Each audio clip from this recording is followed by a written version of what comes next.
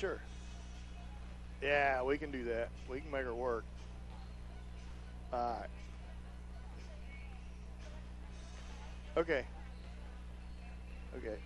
Just okay. So as soon as the commercial's over, just tell us when we're back on or play the promo back in. Okay. Yeah. Thank you, Piper. We appreciate you. Welcome back. Welcome back to Northeast High School. The Indians lead 31-20 here at halftime. You're listening to the Bet Health halftime show. Dan Bidd alongside Mike McCracken. We're going to try to get the live stream back up and running. I think we got a password for the internet, so if we go off on the live stream, if you're trying to listen on the radio now, trying to listen both ways, keep trying on that live stream. We'll see if we can't get it back up and running. We appreciate everybody listening to our Bet Health halftime show. Lady Indians lead 31-20. Mike, are you ready? Oh, Mike's still working on stuff here. For the Indians, Wartrick comes in with 6 points in the first half. She's 2 for 6 from the floor. Hutcherson, 15 points there in that first half. Great first half by Emily Hutcherson. She's 5 for 9 from the floor. Coombs with 4, 2 for 6 from the floor. Struthers with 3, 1 for 1 from the floor. And Bradshaw also with 3, 0 for 2 from the floor. But Bradshaw apparently has 3 free throws. She does. Indians shot abysmal, 16% from the three-point line, but they've shot 47% from the two-point range and 40% from the field, and I can't see the free throw shoot percentage. They are, well, I can figure that. They're 10 for 20, so they're 50% from the free throw line. The Indians have just 3 turnovers. That's a bright spot, and they have 6 steals with 17 rebounds, but shooting not quite as poor as I thought it would be. They're shooting from three-point land not good, but shooting percentage overall, 40% isn't great, but it's not horrible. 31 points in the first half. I don't think the offense Coach Tuck's going to be disappointed in. It's going to be more of that man-to-man defense. They've let a few people get away and get past them with no help, and the Indians are notorious for a great man-to-man defense. We got about 2 minutes left here in the first half. Lady Indians lead 31-20. We'll be back after this last 2-minute timeout. You know, St. Paul basketball on Hot 105.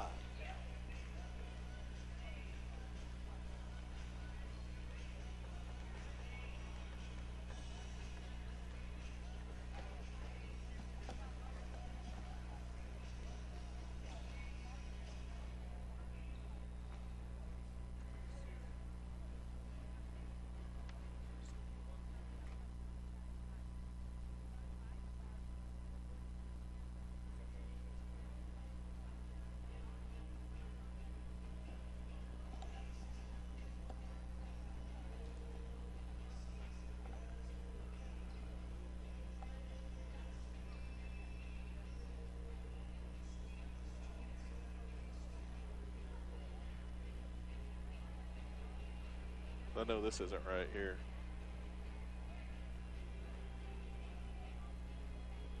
Lost track.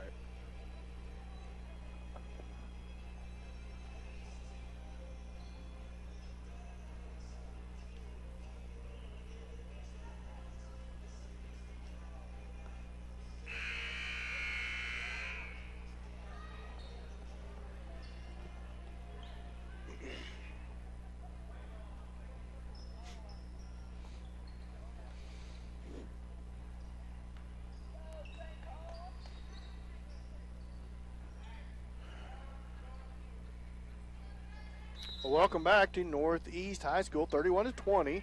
The Lady Indians lead here at halftime. Walker with the basketball. Northeast starts with the basketball in the second half.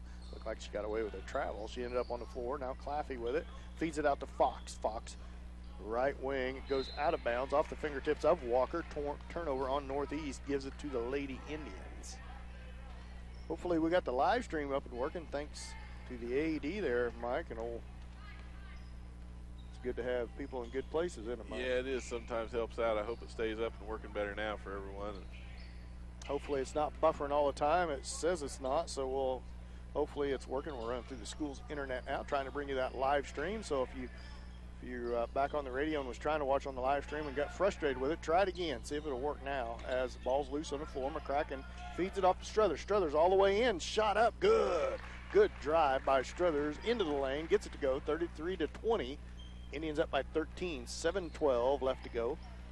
top. Goes ahead to number 12. That is Hegman. Hegman feeds it out to Fox. Fox at the right wing position. Double team momentarily out there. Kicks out to Claffey. Now to Walker. Walker drives the baseline all the way in. Floater long. No good. Should have been over the back on Hegman. No call. Now Fox with the rebound.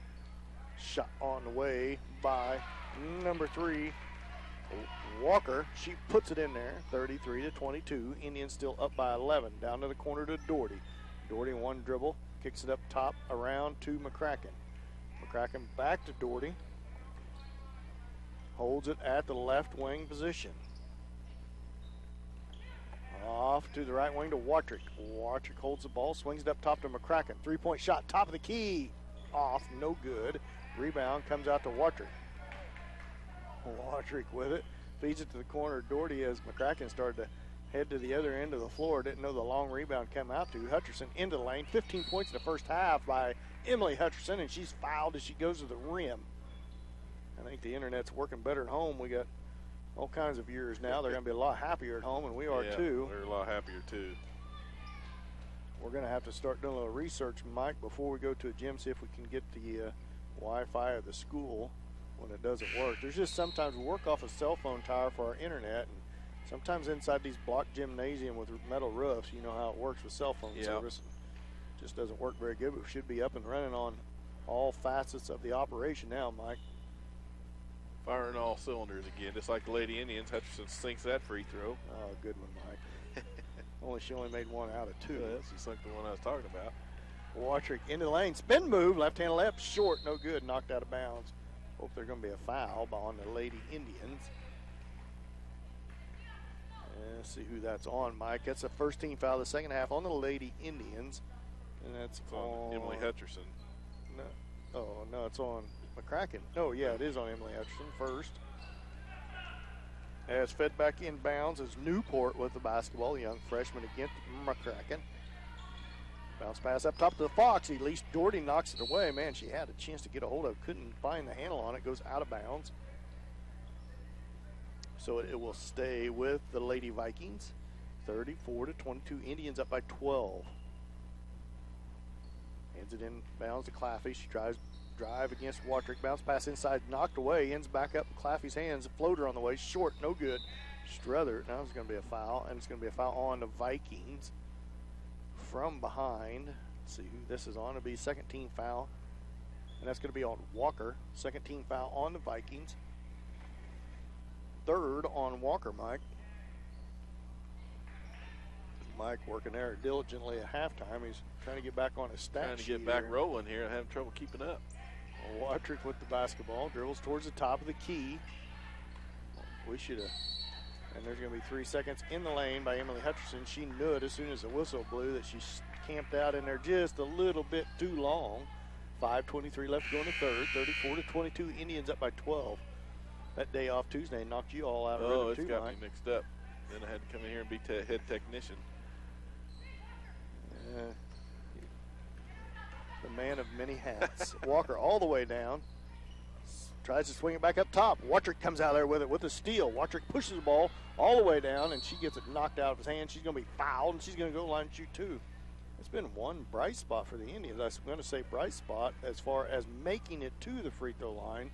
The dim spot has been they're only shooting 50% from the free throw line. Yeah, they've been aggressive driving towards the basket, that's for sure. Third team foul on the Lady Vikings. And that's the second on number 4, Newport, the freshman.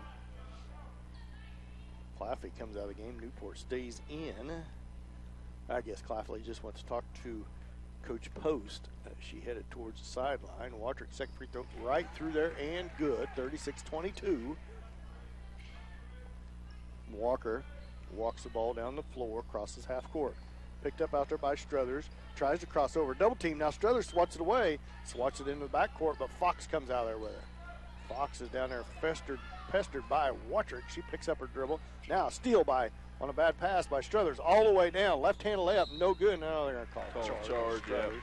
They've been a little wild there. Yeah, I know, but I don't know if I agree with that call. Good aggressive move by Emerald Struthers. She went to the left side. Didn't make the shot and got the charge called, so it goes back to the Vikings. And timeout Northeast before they got it inbounds. And we're going to go ahead and stay here, see if we can't get situated here. 36-22. Lady Indians up by 16 here with 4:47. What do you think of the first half of the third quarter here, Mike? Well, I think first half-wise, the Lady Indians came out a little bit rusty and had to get some things sorted out amongst themselves, having trouble making the basket or get the ball through the basket, which they've had some issues with that before earlier in the season. Started to get that taken care of last week at the tournament. And then here in the third quarter so far, I think they've come out looking more aggressive for sure. I'm sure Coach Tuck had a visit with them about their concentration and focus and get out there and get after it a little more, and they're doing just that, I think, so far here in the third quarter. 4:47 left to go here in the third. Lady Indians lead 36-22 over the Vikings of Northeast. Northeast basketball coming out of that 32nd timeout by Coach Post. Indians ended up with third place in that Southeast tournament. Tough loss to the Parsons Vikings in overtime on a buzzer three-pointer with a score tied in the waning seconds of overtime. Indians had a three-point shot by Claffey's up and through there for Vikings. Well, Claffey just launches that thing. Pretty good shot from out there. 36-25. Indians up by 11. Indians had the basketball. 7 seconds left in that game, and got a rough foul call on against Coombs. Shot inside's no good by Doherty. It goes out of bounds off McCracken and go back to the Vikings of Northeast. Give it back to the Vikings. They push the ball down the floor, kicked it into the corner, and the Lady Viking right at the buzzer got it to go. Ball's loose on the floor, goes out of bounds. It's going to stay with the Vikings as Taylor Watrick just wreaking havoc down there defensively. She's just so aggressive and so quick that the Vikings don't have much answer for that. Katie Carter, Katie Coombs, and Claire Bradshaw checks in for Struthers, Doherty, and McCracken. So it's Gaiman, Hutcherson. Gaiman checks in too for Watrick. So 4 new in. Claffey, she's going to be fouled by Gaiman. On the floor for the Lady Indians is Gaiman, Bradshaw, Carter, Coombs, and Hutcherson. For the Vikings, Claffey, Fox, Walker, Newport, and number 35, Davis. Lob inside to Newport, almost gets it poked away from behind. Now Fox with it. Kicks it back up to Walker, back to Fox. Fox drives against Carter, cut off down there. Double team down in the corner. Kicks it off to Walker. Walker's going to be fouled. Back-to-back fouls by Gaiman. That's going to be her third on Ashlyn Gaiman. 4th team foul on the Lady Indians. 3:52 left to go here in the third quarter. 36-25. Steal by Coombs on the inbounds. Katie gets it swatted from behind. Ball's loose on the floor. She skated all the way past Davis, who had the basketball. It's going to be tipped. It's going to stay with, it's going to go to the Vikings. Full court pressure by the Indians as Coombs comes up with the steal, but she got it swatted away from her, and it's off of an Indian, so it'll stay with the Vikings. Walker with it. Hutcherson hustles down to cut her off. Walker to the top of the key, kicks it out to Claffey. Claffey drives against Bradshaw into the elbow, and she's going to be she's kind of rolled over the ball there, look like. As Fox. That's not travel. Down to the corner, Claffey, three-point shot, up, good. Claffey is hot from the outside, and she keeps shooting. They keep going in, 11-point ball game, 3:16 left to go. The reason I chuckled, Mike, I don't know if you've seen her or not, but as Coombs gets tied up on the inside, now she drives past one, shot good. Good for Katie Coombs to stick with that.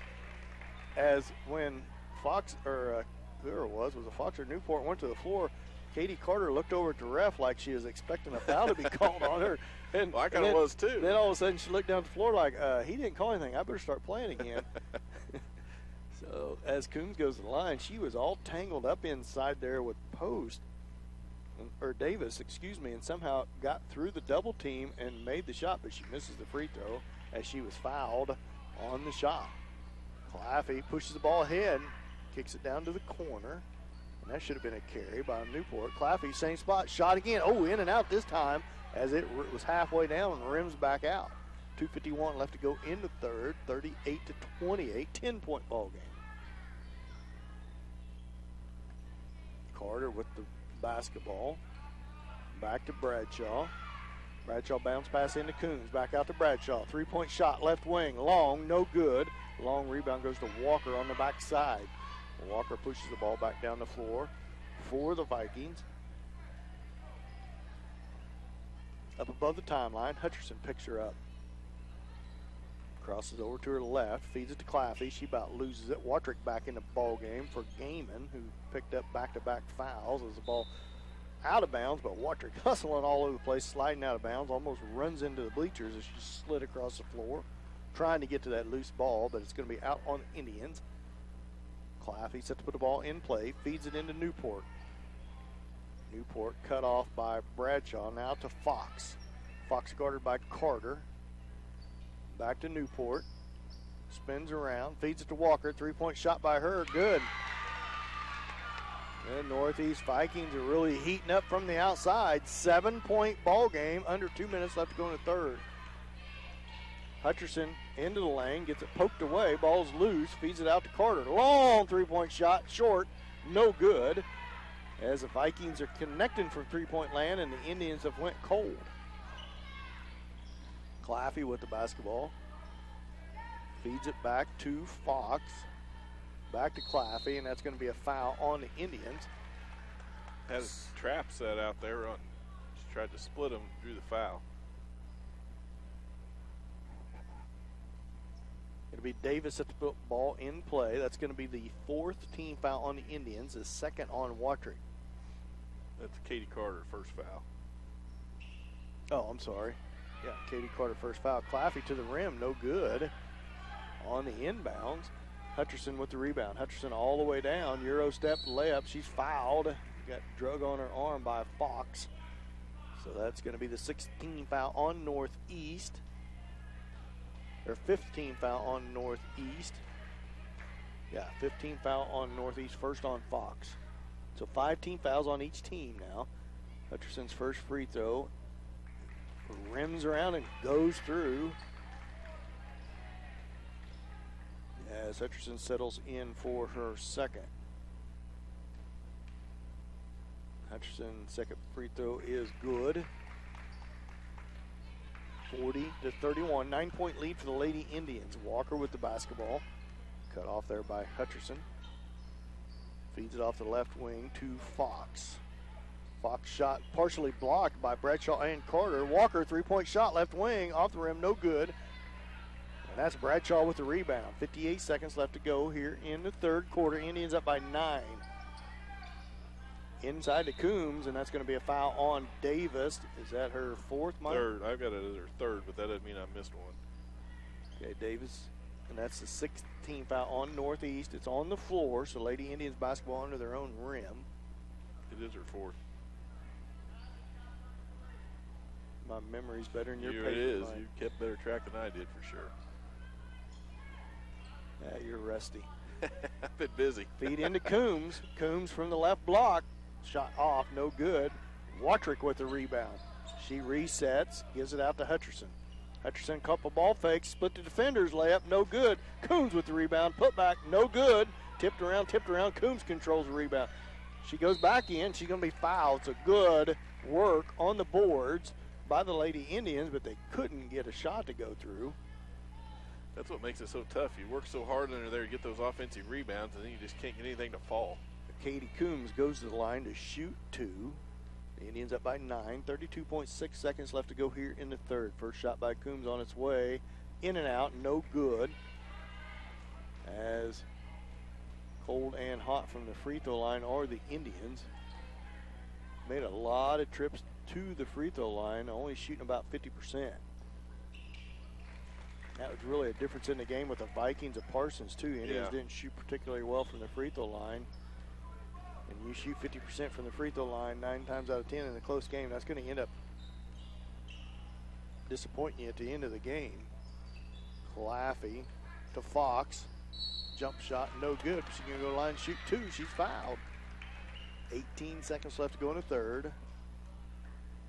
Lady Indians up by 10, 41-31, but Fox is going to go to the line to shoot 2. And that's going to be Emerald Struthers with her third foul. Sixth team foul on the Indians. Fox first shot on its way and no good, short. 18 seconds left to go here in the third quarter. Second free throw by Fox on its way, goes in, good.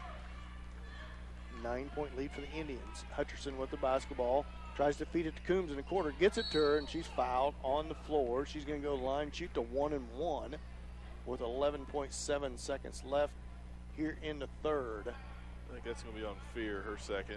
Team foul number 9. Number 8. Number 8. On Northeast as Coombs goes to the line, shoots front end 1 and 1. 41-32, Indians up by 9. Coombs with the basketball, shot on its way and good. So Coombs hits the front end of the 1 and 1. She'll lines up for the bonus.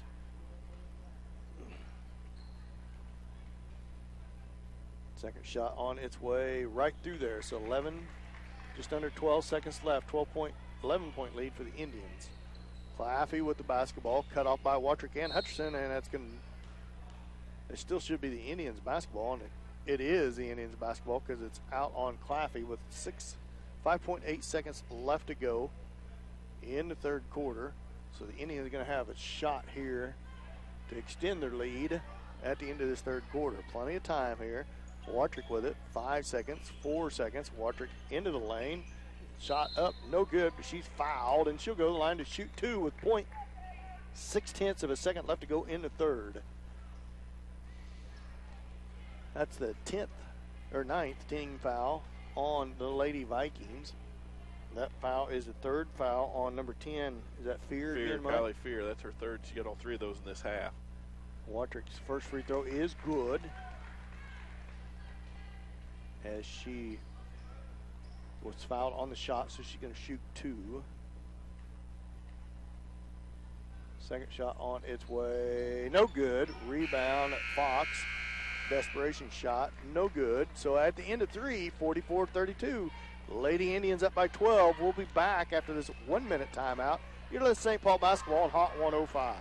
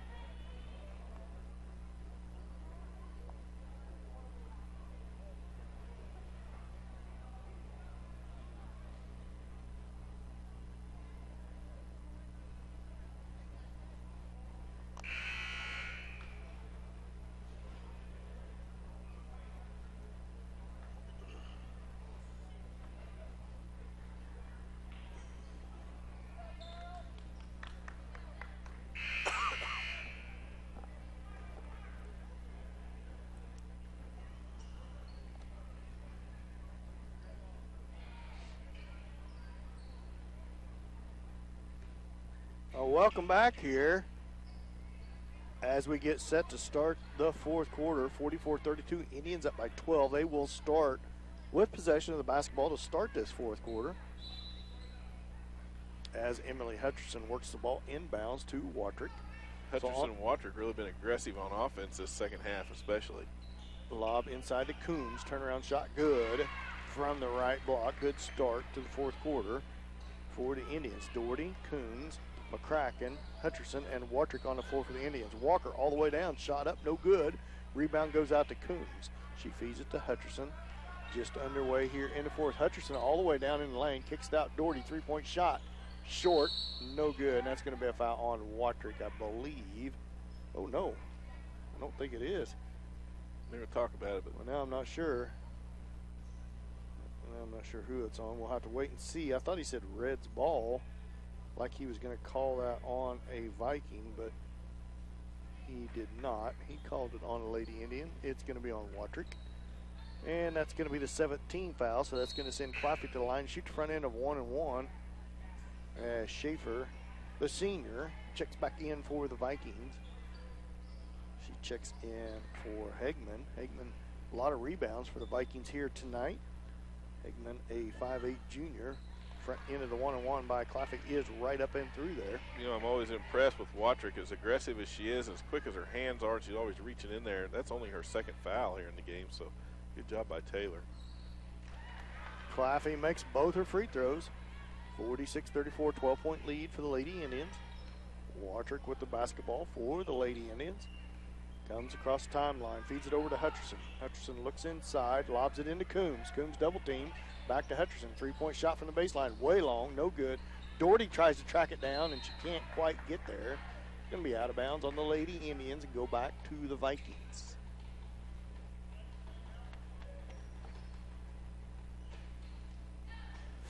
Fox with the basketball. Double team, swatted away. Hutcherson with the steal, tries to feed it ahead to Watrick. Watrick saves it back inbounds. Ball's loose on the floor, still loose, and it's going to be a jump ball, and it's going to go to the Vikings on the possession arrow. Another turnover caused by Watrick and Hutcherson.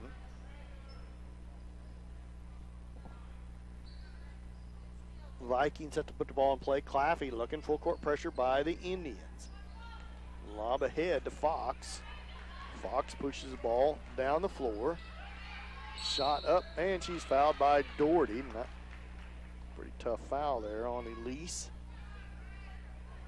Doherty with a height advantage. Fox trying to put up a tough shot in traffic. Doherty kind of bailed her out. And that's the second foul on Doherty. 8th team foul on the Lady Indians. 6:52 left to go in the game. Fox's first free throw is off. 46-34.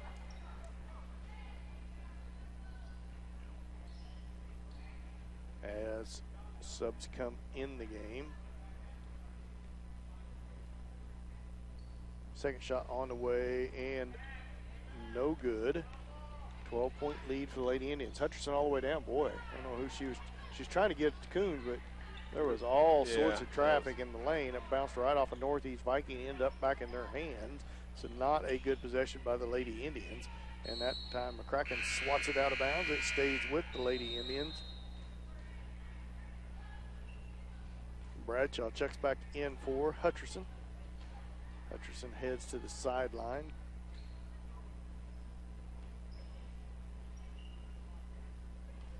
Claffey with it. Lobs it over to Walker. Back to Claffey. She drives in, kicks it out to Newport. Now 3-point shot. In and out. No good by Fox. Watrick with the long rebound. She comes to the timeline. Feeds to right wing over to Bradshaw. Back to Watrick. Back to Bradshaw. Looks inside. Trying to post up Katie Coombs in there. Give her time to work. Ball's off her fingertips. Back out to McCracken as they reset their offense. Carter with the basketball, left wing, feeds it into Coombs. Oh, good, hard, stiff pass, and it's knocked out of her hands and stays with the Indians as it's off the Vikings. Watrick feeds it into Coombs. Shot from the left elbow, off, no good. Call that the Adam Albertini shot. That's his favorite spot, yeah. At least my favorite spot. I don't know, I never have asked Adam if it's his, but he is money from that elbow for the boys. Claffey with the basketball, bounces pass inside to Fox. She's blocked by Coombs, and Coombs comes out there with the rebound. Watrick with the basketball. 5:34 left to go in the game. 12-point lead for the Lady Indians. Carter with it. Feeds it to Bradshaw. Back up top to Coombs. Now over to McCracken. Cross-court pass over to Watrick. Bounce pass into Coombs. Splits the defender. Shot up. No good. Gets her own rebound. Put back. No good. Swatted around, and Bradshaw comes out there with it. Good rebound by Bradshaw. Carter back to McCracken. McCracken to Watrick. Watrick passes on the three. Dribbles back towards the top of the key as they reset their offense. Lob inside to Coombs. That time she makes it. Good pass by Watrick into Coombs. Deep under the basket, and she gets it to go. Newport drives on McCracken, and she's going to foul her on the floor. It's either on, I believe it's on Sydney McCracken. 9th team foul on the Indians. So this will be the last 1-and-1 for Newport, the 5-foot freshman. Subs come to the scores table for the Vikings. Hegman checks back into the game. She checks in for Schaefer. First free throw on its way. Rattles in. And Boy, off used the all side. the rim on that one. As she will line up for her second. That's just the first free throw. She can't come in for you yet. As now Newport comes back to the line. As their sub at the scores table coming in for Newport, Davis is set to check in for the shooter. Second shot by Newport is right through there. Now she can come in and switch for 12-point ball game, 48-36, 4:48 left to go in the game. You know, 48 points, Mike, nothing to shake your head at with in this contest for the St. Paul Lady Indians, but it just hasn't looked real fluid. No, for it the hasn't ball been game. very It's smooth at all. a lot of good looks for the Lady Indians. Watrick thought about the three. Now backside good pass all the way across over the head of defenders to Coombs' hands on a weak side. And Coombs makes the layup. Gives the Indians a 14-point lead. 4:21 left to go in the game. Walker with it. Cut off by Bradshaw. Ball's loose. Now Claffey ends up with it. Now Fox, three-point shot long, no good. Bradshaw fighting for it. And they're going to call a jump ball. As this possession error stays with the Lady Indians. It looked, Bradshaw had possession of the basketball and a lot of hands trying to get in there and take it from her, and she's ripping around trying to gain control, or not gain control, but get out of the traffic with it, and they still give the jump ball to Northeast. Possession error went to the Lady Indians, but to me there's got to be a reach foul in there somewhere. Coombs with it, looks into Bradshaw. Bradshaw spins, now she's in traffic, kicks it out to Coombs. 15-foot jump shot's good. Boy, Katie Coombs starting to warm up. Walker feeds it back to Claffey. Claffey all the way in, on the way, shot on the way, no good. Doherty fights for the rebound, and that's going to be a foul there. She must have heard me, Mike. I think she did. Doherty is going to go to the other end to shoot the double bonus. That's the 10th team foul on the Vikings. And 0-0 is Claffey. That's her third, the 5'3" junior. As Elise Doherty, the young freshman, goes to the line to shoot the double bonus. 10th team foul on Northeast. In and out, no good. Mike, how was the weather in Georgia this week? You know, it was a little cool down there for this time of year, I thought. Thought it'd be a little warmer down there. Well, it was pretty doggone cold here this It morning. wasn't quite as cold as it was here. I didn't see any snow. Elise Doherty misses them both. Tipped around out of bounds by Bradshaw. Bradshaw comes out there with it. Good work on the boards by the Lady Indians. Struthers bounce pass to Doherty at the baseline. Back to Struthers. Three-point shot right wing off the rim. No good. Tipped around out of bounds. It's going to be out on Bradshaw for the Indians. And it goes back to the Northeast Vikings.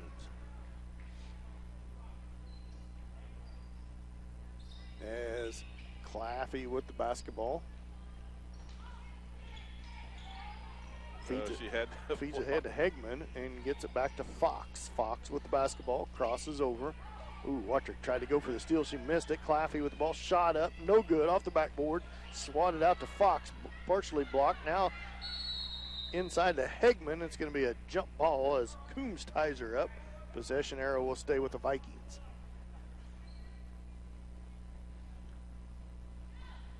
Northeast basketball under their own rim. Claffey looking. It's going to be close to a 5-second call, and it goes out top to Fox. Doherty tips it, but Fox controls it. Goes back to Walker. Walker guarded out there by Claire Bradshaw. Now, timeout, Northeast. And it's going to be a full timeout, so we'll be back after this 1-minute timeout. This is St. Paul basketball on Hot 105.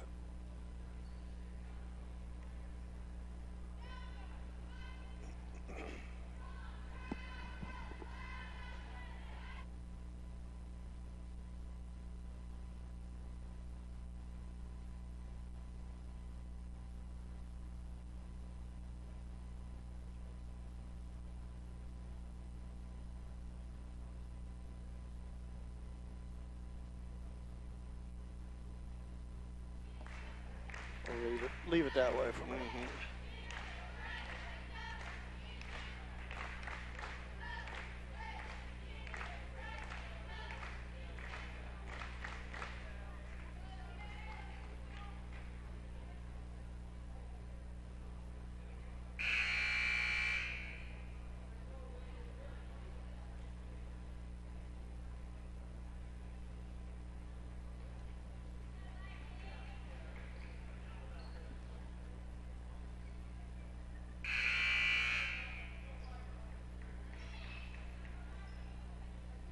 Welcome back here. 2:47 left to go in the game. Indians lead 52-36 by 16 over the Vikings.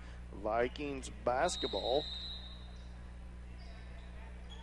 as Hegman ends up with it, feeds it back to Walker. Walker picked up by Bradshaw.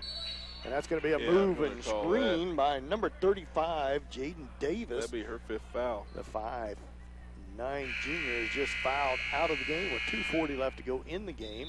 In the game for the Indians is Watrick, Elise Doherty, Claire Bradshaw, Emerald Struthers, and Katie Coombs. So 3 freshmen and 2 juniors on the floor for the Lady Indians. Watrick fires it up to Struthers. Struthers into Doherty. Doherty gets it swiped away by Claffley as she was in traffic in the lane. Claffley all the way down. Shot up, no good. Struthers needs to look up. Coombs down there sees her. Coombs' layup good. I didn't think Emerald was going to see her. She was too busy streaking down the floor as Katie Coombs scores on the layup. 54-36. 18-point lead for the Lady Indians as they stretch their lead out a little bit with 2:07 left to go here in the ball game. And that's going to be a carry on Walker as 4 subs come in the game for the Indians. That's Hutcherson, Gaiman, Carter, and McCracken. Struthers stays on the floor for the Lady Indians. 2:03 left to go in the game, 54-36. The Lady Indians up by 18. Indians starting to look a little more consistent and smooth, especially on offense here in the 4th quarter. Gaiman with it. Bounce pass into McCracken. McCracken in traffic. Kicks back to Gaiman. Gaiman up top to Carter. Over to Hutcherson. Hutcherson looks in. Long 3-point. Shot draws nothing but air, and it'll go back to the Vikings. A 1:41 left to go in the game. 18-point lead. Indians retreat out of their full court pressure. Now a little token pressure on Walker by Hutcherson as she comes up the floor. Feeds it down to the corner. Now back up to Hutcherson. Now to Claffey. Claffey guarded against Gaiman. Kicks it out to Walker. Back to Claffey. 3-point shot on the way. Good. Oh, I thought it was good. Off the rim short. And rebound goes to Carter, who feeds it off to McCracken. McCracken in traffic. Feeds it out to Carter. Carter's 3-point shot. No good. Rebound McCracken in the lane. Now the ball's loose on the floor, and Newport comes out there with it. Feeds it back to Claffey. She feeds it ahead to Fox. Fox double teamed in there. Shot up, no good. And rebound goes out to Hegman, and she's tied up, and possession arrow will give it back to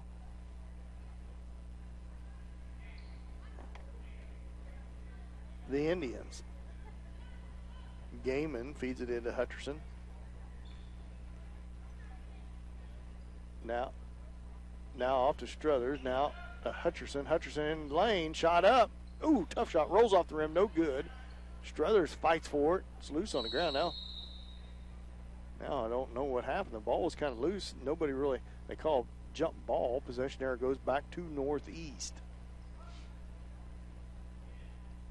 Claffey feeds it to Newport. Newport brings it out. Ball down for Northeast. 35 seconds left to go in this ball game. Claffey tries to save it from being a backcourt. It's going to be a kick on Hutcherson. So it's going to stay with Northeast. 54-36. Indians up by 18. 31.6 seconds left to go in the game. Stick around for our KW Trucking post-game show. Directly following this game in between the girls and boys game. And then we'll roll right into our Richie's Pharmacy pregame show before the boys game. 3-point shot by Fox. No good. Rebound McCracken. McCracken feeds it out to Hutcherson. 20 seconds left to go. Hutcherson down the right side. Kicks it back out to McCracken.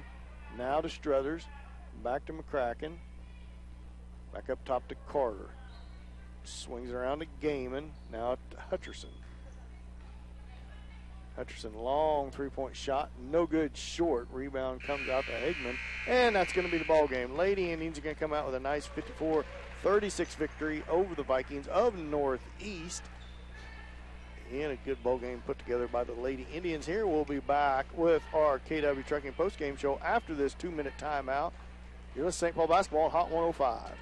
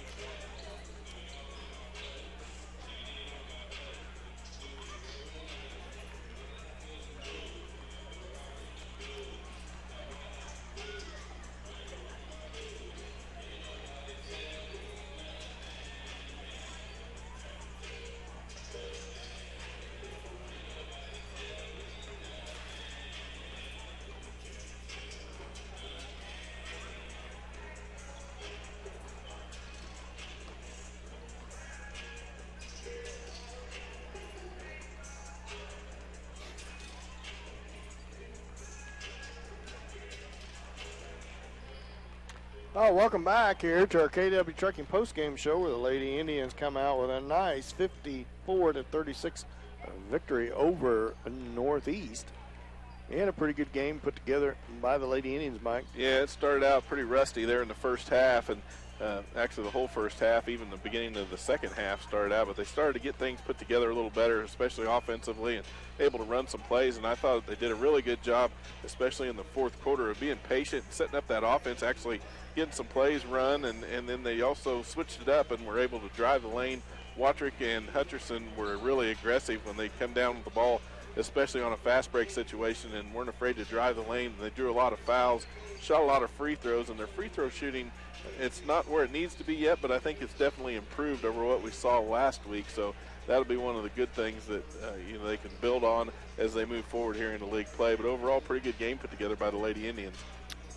As we wrap up the KW Trucking postgame show, we're working on the KW Trucking postgame show. The boys are out warming up on the court. As soon as we come back from this next time out, Mike will have final game stats, and then we'll roll right into the Ritchie's Pharmacy pregame show. So Mike will have final game stats of the girls' action right after this 2-minute timeout. You're listening to St. Paul Basketball on Hot 105.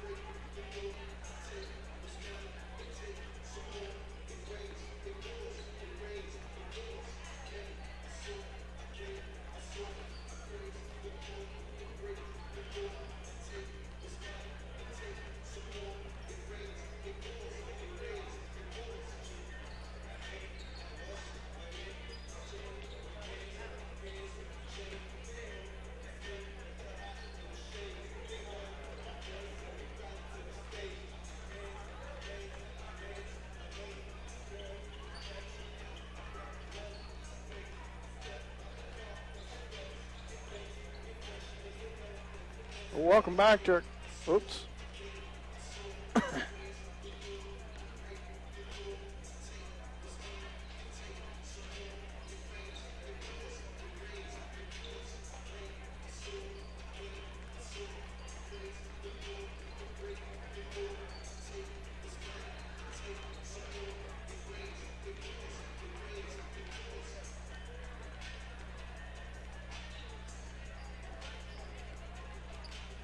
Welcome back to our KW Trucking post-game show. About 10-16 left till boys tip-off. Mike, what do you got for the girls' final game stats? Well, it was a good night for the girls shooting-wise, especially Katie Coombs and Emily Hutcherson. We got those two in double digits tonight for the Lady Indians, which we haven't seen for a while, and that's nice to see some scoring coming around on the part of the Indians. Katie Coombs led the Indians with 19 points. A lot of that came off of some good assist work from outside when she get open underneath the basket. The girls were feeding her pretty well under there, and she was able to capitalize. So 19 points for Katie. Emily Hutcherson right behind her, though, with 18 points, and a lot of that came off of her fast breaks and driving that lane, drawing the fouls, putting some free throws in the basket. She was 7 of 10 for free throws, so 7 of her points came on the free throw line. Good night for Emily Hutcherson as well. Taylor Watrick, 9 points on the night, so she almost made the double-digit range. She was 2 of 7 from the field, but she was 5 of 8 from the free throw line, so she really heated up at the line as well. Also scoring for the Indians, Emerald Strother was 5. Claire Bradshaw had 3 points for the Lady Indians. That rounded out the scoring. Overall, mentioned before, the Indians were 17 of 50 from the field for 34%. That's their shooting average for the game. That's the one number that's really going to stick out when they go and look back at this game.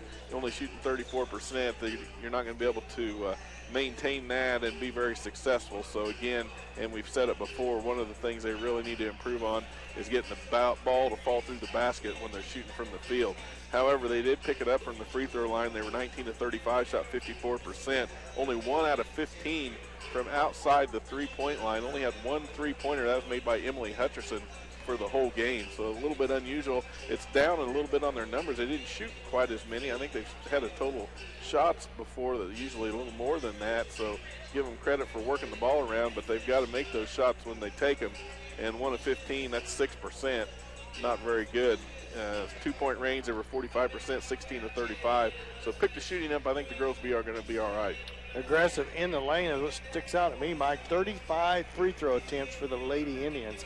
That's a lot of trips to the free throw line. They only made 19 of them, so 54% from the free throw lines is not going to be good enough, as they're going to end up talking to the girls a little bit over after the Southeast tournament, and they got to shoot so many free throws for every miss, so they're going to be shooting a lot of free throws for a while. And that's on their own time after practice, so they're going to be shooting a little bit of free throws here. And thank Mike for the KW Trucking post-game stats. And we're going to take one more final 2-minute timeout. We'll come back from that timeout. Hopefully we'll have starting lineups for each team as we get set for boys action here at Arma, Kansas at Northeast High School. We'll be back after this 2-minute timeout. You're listening to St. Paul basketball on Hot 105.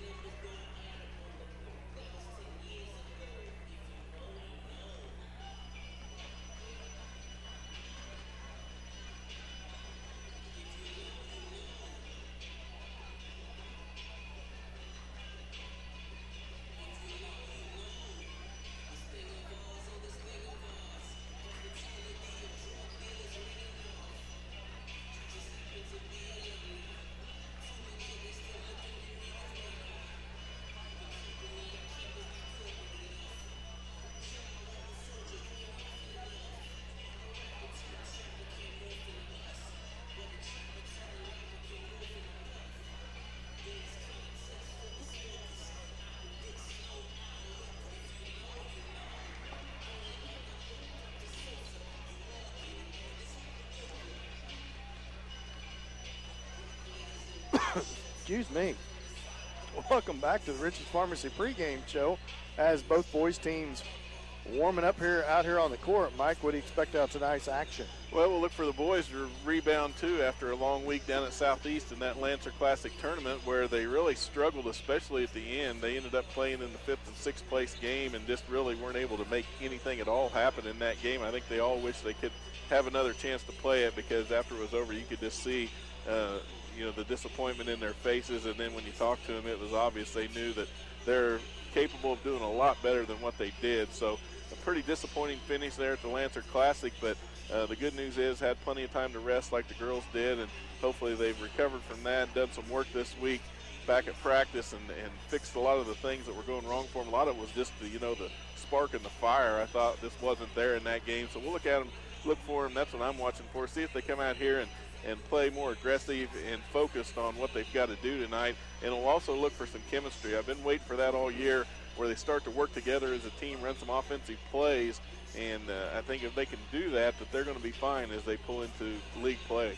Pretty competitive at the tournament. St. Paul with a really tough loss against Southeast. Had a chance. They trailed most of that ball game, trailed by 12 in that fourth quarter in that first opening round game.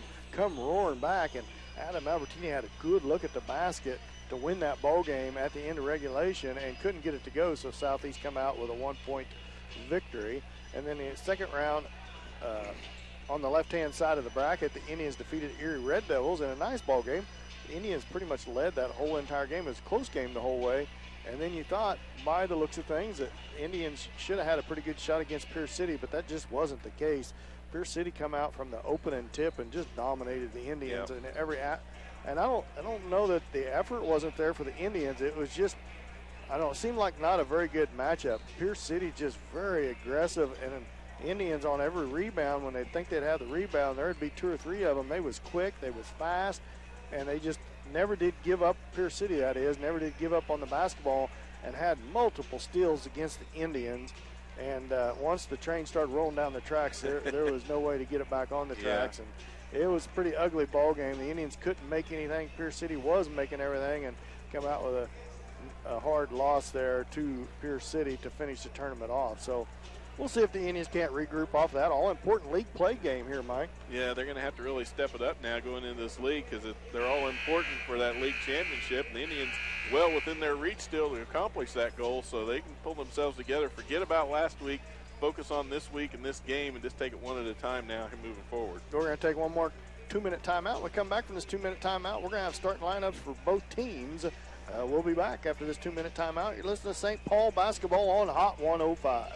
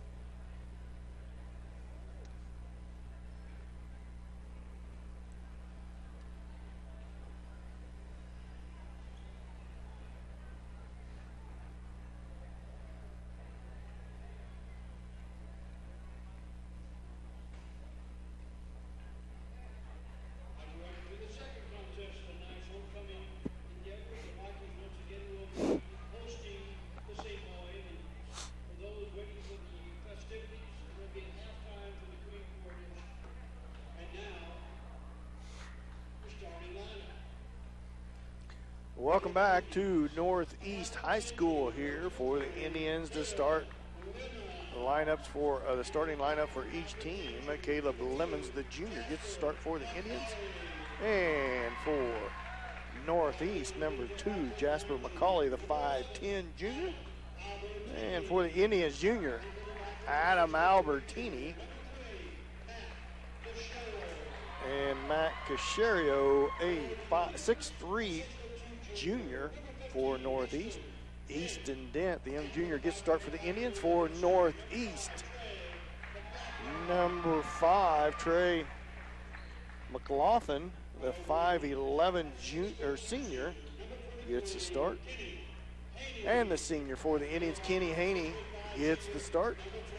And junior number 22, Caden Dugan, the 6'5 senior, gets the start for Northeast. And for the Indians, number 24, Chandler Bradshaw. And last but not least, number 35, Cleland, the 6'2" senior, gets to start for Northeast. So height advantage for the Vikings, Mike. Yeah, height advantage for the Vikings, and we've seen this team. They played over at St. Paul earlier this year, and they had a pretty good game. So we'll see how they match up here in the second time they faced them. And we're going to go ahead and take a 1-minute timeout for the national anthem here. You're listening to St. Paul Basketball on Hot 105.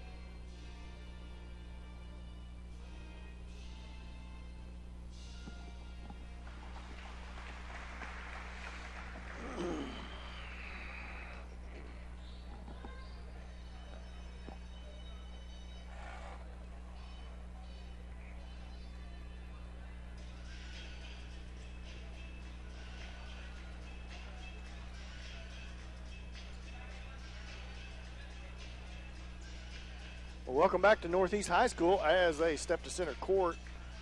Each team a last-minute instruction with their coaches as everybody heads out to center court for the tip-off of this game. Thanks for listening to our Richie's Pharmacy pregame show. Northeast with a lot of height on their team, a lot of big bodies out there for the Vikings, Mike. Yeah, that's going to be a good matchup for the Indians, and they'll have to get out here early and start off at a quick pace, I think, and their speed is what they're going to have to rely on to be their big advantage. 6'2", 6'3", 6'5". Tip controlled easily by the Vikings of Northeast. Fed back into backcourt to McCauley. McCauley feeds the ball to number 3, Cachero. Backdoor feed to Cachero. Blocked by Dent. Rebound. Another block by the Indians. And the Indians come out of there with a rebound. Pretty good defense there to start the game. Not very good on the back door. They're good backdoor cut play, but good couple blocks by the Indians. Bradshaw with it. Looks like a 2-on-2 zone applied by the Vikings. Feed out, three-point shot by Lemons off the rim, no good. Dent gets knocked to the floor as number 22, Dugan, comes out of there with the rebound. And the ball steal in there by Lemons. Gives it back to Bradshaw. Bradshaw feeds it ahead, now tipped away and stolen out of there, number 5, McLaughlin. McLaughlin all the way to the rim. Euro step swatted away by, and they're letting them play. Letting them play for sure. That was Haney. Haney swatted that ball away. Now Haney with the basketball into the elbow. Shot from the elbow, short, no good. Rebound back and forth. We go 100 mile an hour all the way to the rim again. And this time shot made by Cachero. 2-0. Vikings lead. 6:43 left to go in the first. Indians basketball now. A 3-2 trap zone by the Vikings. Albertini all the way in. Backdoor feed to Dent. Lost out of bounds. It'll go back to the Vikings. Turnover by the Indians gives it back to the Vikings.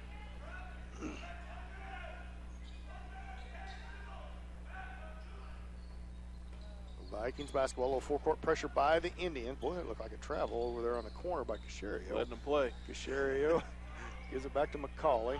He feeds it over to McLaughlin. McLaughlin to Cachero. Ball fake against Haney. Into the lane. Lost it. Now Bradshaw with it. Couple fouls. There's a foul finally. The first foul of the ball game where Albertini was ahead on the breakaway, but Bradshaw couldn't see him.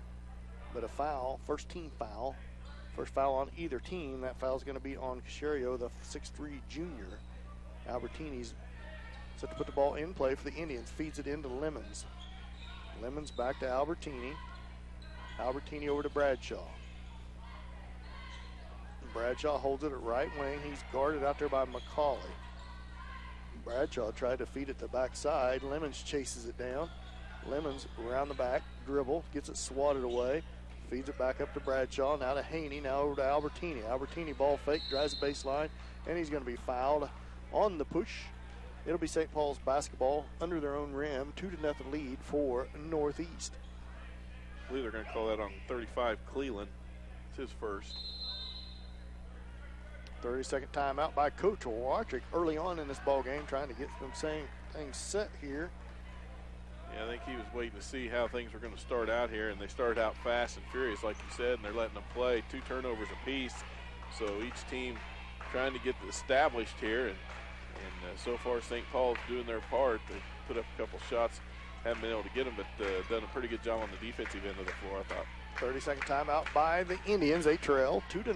5:37 left to go here in the first quarter. As each team trying to get settled in here. As the Indians retake the floor here, it's going to be their basketball out of bounds under their own rim. Albertini set to put the ball in play for the Indian boys. 5:47 left to go here in the first period. 2-0. Northeast leads. Albertini with the basketball, looking to feed it inbounds, feeds it into Lemons. Lemons 3-point shot, left baseline, short, no good. Rebound, swatted away by Bradshaw, but Caserio ends up with it. Now Caserio swats it ahead, now to the corner to Cleveland. 3-point shot, top of the key by Caserio, no good. Dent comes out there with it. Albertini with the basketball, feeds to Bradshaw. Another 3-point shot by the Indians. Bradshaw cans it from the baseline on the right side. Gives the Indians a 1-point lead. Full court pressure by the Indians. Caserio with it.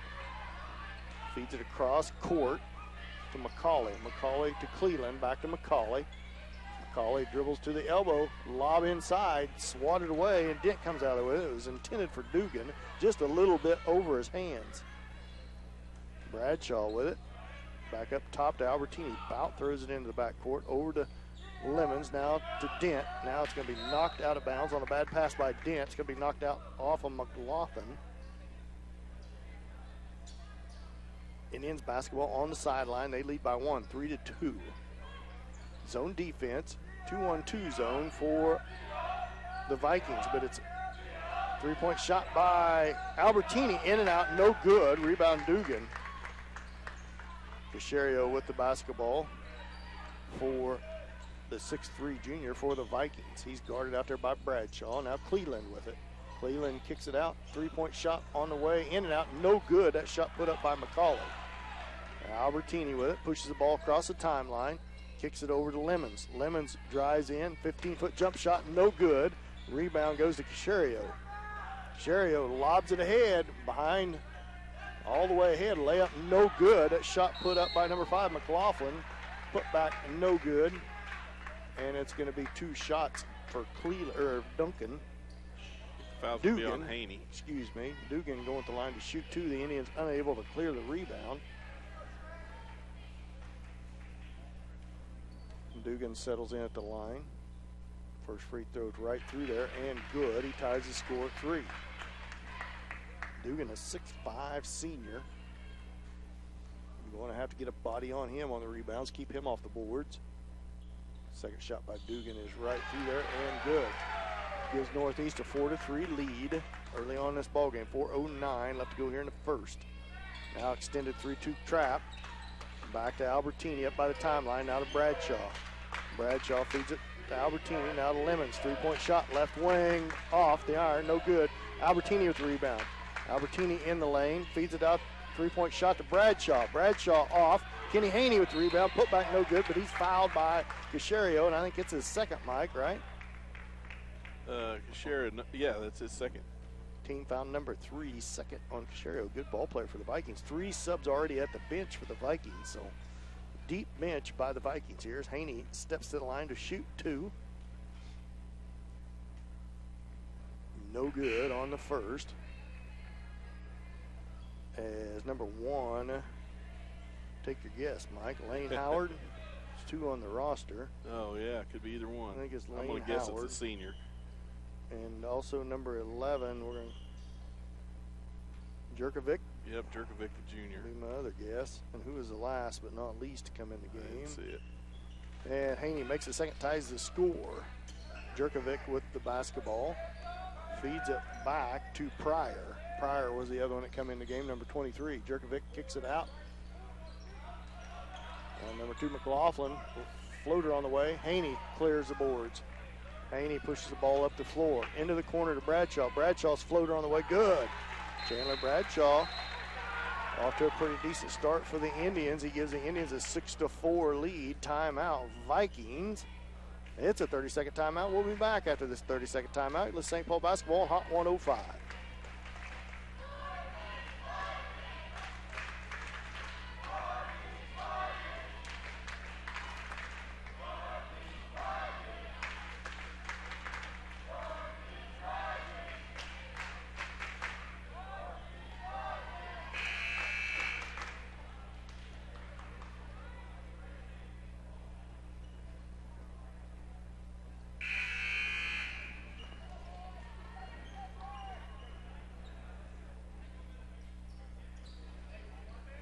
Welcome back to Viking territory, Northeast. Northeast with the basketball coming out of that timeout. It is Howard with the basketball. Feeds it back to Cleland. Now to the corner to McLaughlin. All the way in. Tough shot at the baseline. He gets it to go. And he ties the score at 6. Lemons feeds it ahead to Albertini. He's going to be double teamed out there. Dribbles past the double team to Bradshaw. Now back out. Now to the free throw line to Haney. Good ball movement. Tough shot put up by the Indians. That's going to be a foul on the Indians. Is going to give it back to the Vikings as Haney didn't really even have his feet set, and he kind of chucked up a shot from inside the free throw line. Wasn't squared up to the basket. It went off the rim. It's going to be a foul on the Indians on Easton Dent. First foul on him, second team foul on the Indians. Full court pressure applied by the Indians. Indians still having a little trouble getting the ball to fall. And Jerkovic with the basketball feeds it to Howard. Now fed ahead. Now into the backcourt to Cleveland. Back to Jerkovic. To Howard. Now to McLaughlin. McLaughlin to Cleveland. To Jerkovic as they run a weave as a little zone defense applied by the Indians here. Looks like a 2-3 zone by the Indians. Cleveland with the basketball. Dribbles inside. Gets carried it. Oh, it's a charge. And they call a charge on Cleveland, the 6'2 senior. That's his second foul. I thought maybe they were going to call a travel on him as Albertini had position. He pushed off. That's his second foul on him. 2 on Casario and 2 on Cleveland, as that's going to bring Dugan back to the scores table for the Vikings of Northeast. 6-6. We are tied with 2:30 left to go here in the first quarter. Indians definitely outsized here. Not necessarily out-quicked, but outsized, and sometimes that size don't mean much, as that's what Pierce City. Now, all the way into the rim, left-hand left, good move by Caleb Lemons to give the Indians an 8-6 lead. Jerkovic feeds it into Howard, back to Jerkovic. Jerkovic gets past Albertini, now the ball stripped away. Lemons on the breakaway, feeds it to Albertini, layup, good. Jerkovic feeds it into Howard. Howard ahead to McLaughlin, now to Dugan, and now back to Howard. They break to press, out to Jerkovic at the right wing position. Indians settle into their zone. McLaughlin, ball fake, shot from the free throw line, off the rim, no good. Lemons with the rebound. 10-6, Indians up by 4. Albertini into the lane, kicks it out. Now to Haney. Haney dribbles to the top of the key. Now to the corner, Albertini three-point shot, right baseline, off, no good. Rebound Jerkovic on the backside. Jerkovic all the way down, tries to get to the weak side, does get it to Howard, layup, good, and he's fouled. I think that's going to be the second foul on Easton Dent. Third. It's on Haney, I believe. And that is going to be the second foul on Kenny Haney. Third team foul on the Indians, and that's going to send Howard to the line to try to finish the bonus, 8-10. 2-point lead for the Indians. So Howard goes to the line. St. Paul coach is not happy that Jerkovic ended up with that rebound on the other end and then come coast to coast. That way off. Colin Carlson just into the game, and it's going to be no rim, so it's going to go to the Indians off the free throw. Indians basketball, they lead by 2, 10-8, 1:22 left to go in the first. McLaughlin, a little full court pressure on this 3-2 extended trap. Lemons with it, feeds it ahead to Bradshaw. Bradshaw looks in at Carlson, cross court pass to Albertini. Albertini tries to feed it the back door to Bradshaw, feeds it out of bounds. Bradshaw was going in the rebound thinking that Albertini was going to take that shot from the elbow. Albertini rifled it across his head. That's part of that chemistry we were looking for. Not quite there yet. Dugan with the basketball. And that's a steal by Lemons. Lemons layup, good. It's going to be close to a backcourt anyway. Howard with the basketball, feeds it to Dugan. Dugan holds it at half court. Feeds it to the corner to Howard. 3-point shot on the way, no good.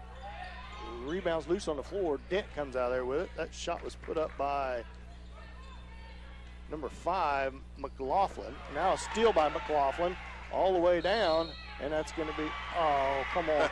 You blew the whistle and called it on the floor, and they give him the and one as Lemon fouls McLaughlin. And he blew the whistle before he even went into the layup attempt, and he gave him the layup and the foul. So a 2-point lead for the Indians with 31.5 seconds left to go. And that's Lemon's first foul, 14 foul on the Indians. Free throw on its way in is good. It's a 1-point ball game. Indians up by 1. Bradshaw with the basketball, feeds it back to Albertini. Albertini back to Lemons. Back to Albertini. Into Carlson, out to Dent. 3-point shot by Dent. Off the rim, no good. And that's going to be out on Lemons. We go back to Northeast. 12.9 seconds left to go in the first. 12-11. Indians up by 1. Dugan, Carter Dugan, the sophomore, feeds it into Howard. 8 seconds left. Down to the corner. Now back to Dugan. Kicks it out. 3-point shot. McLaughlin. Good. And that's the end of the first quarter. 14-12. Northeast up by 2. We'll be back after this 1-minute timeout. It's St. Paul basketball on Hot 105.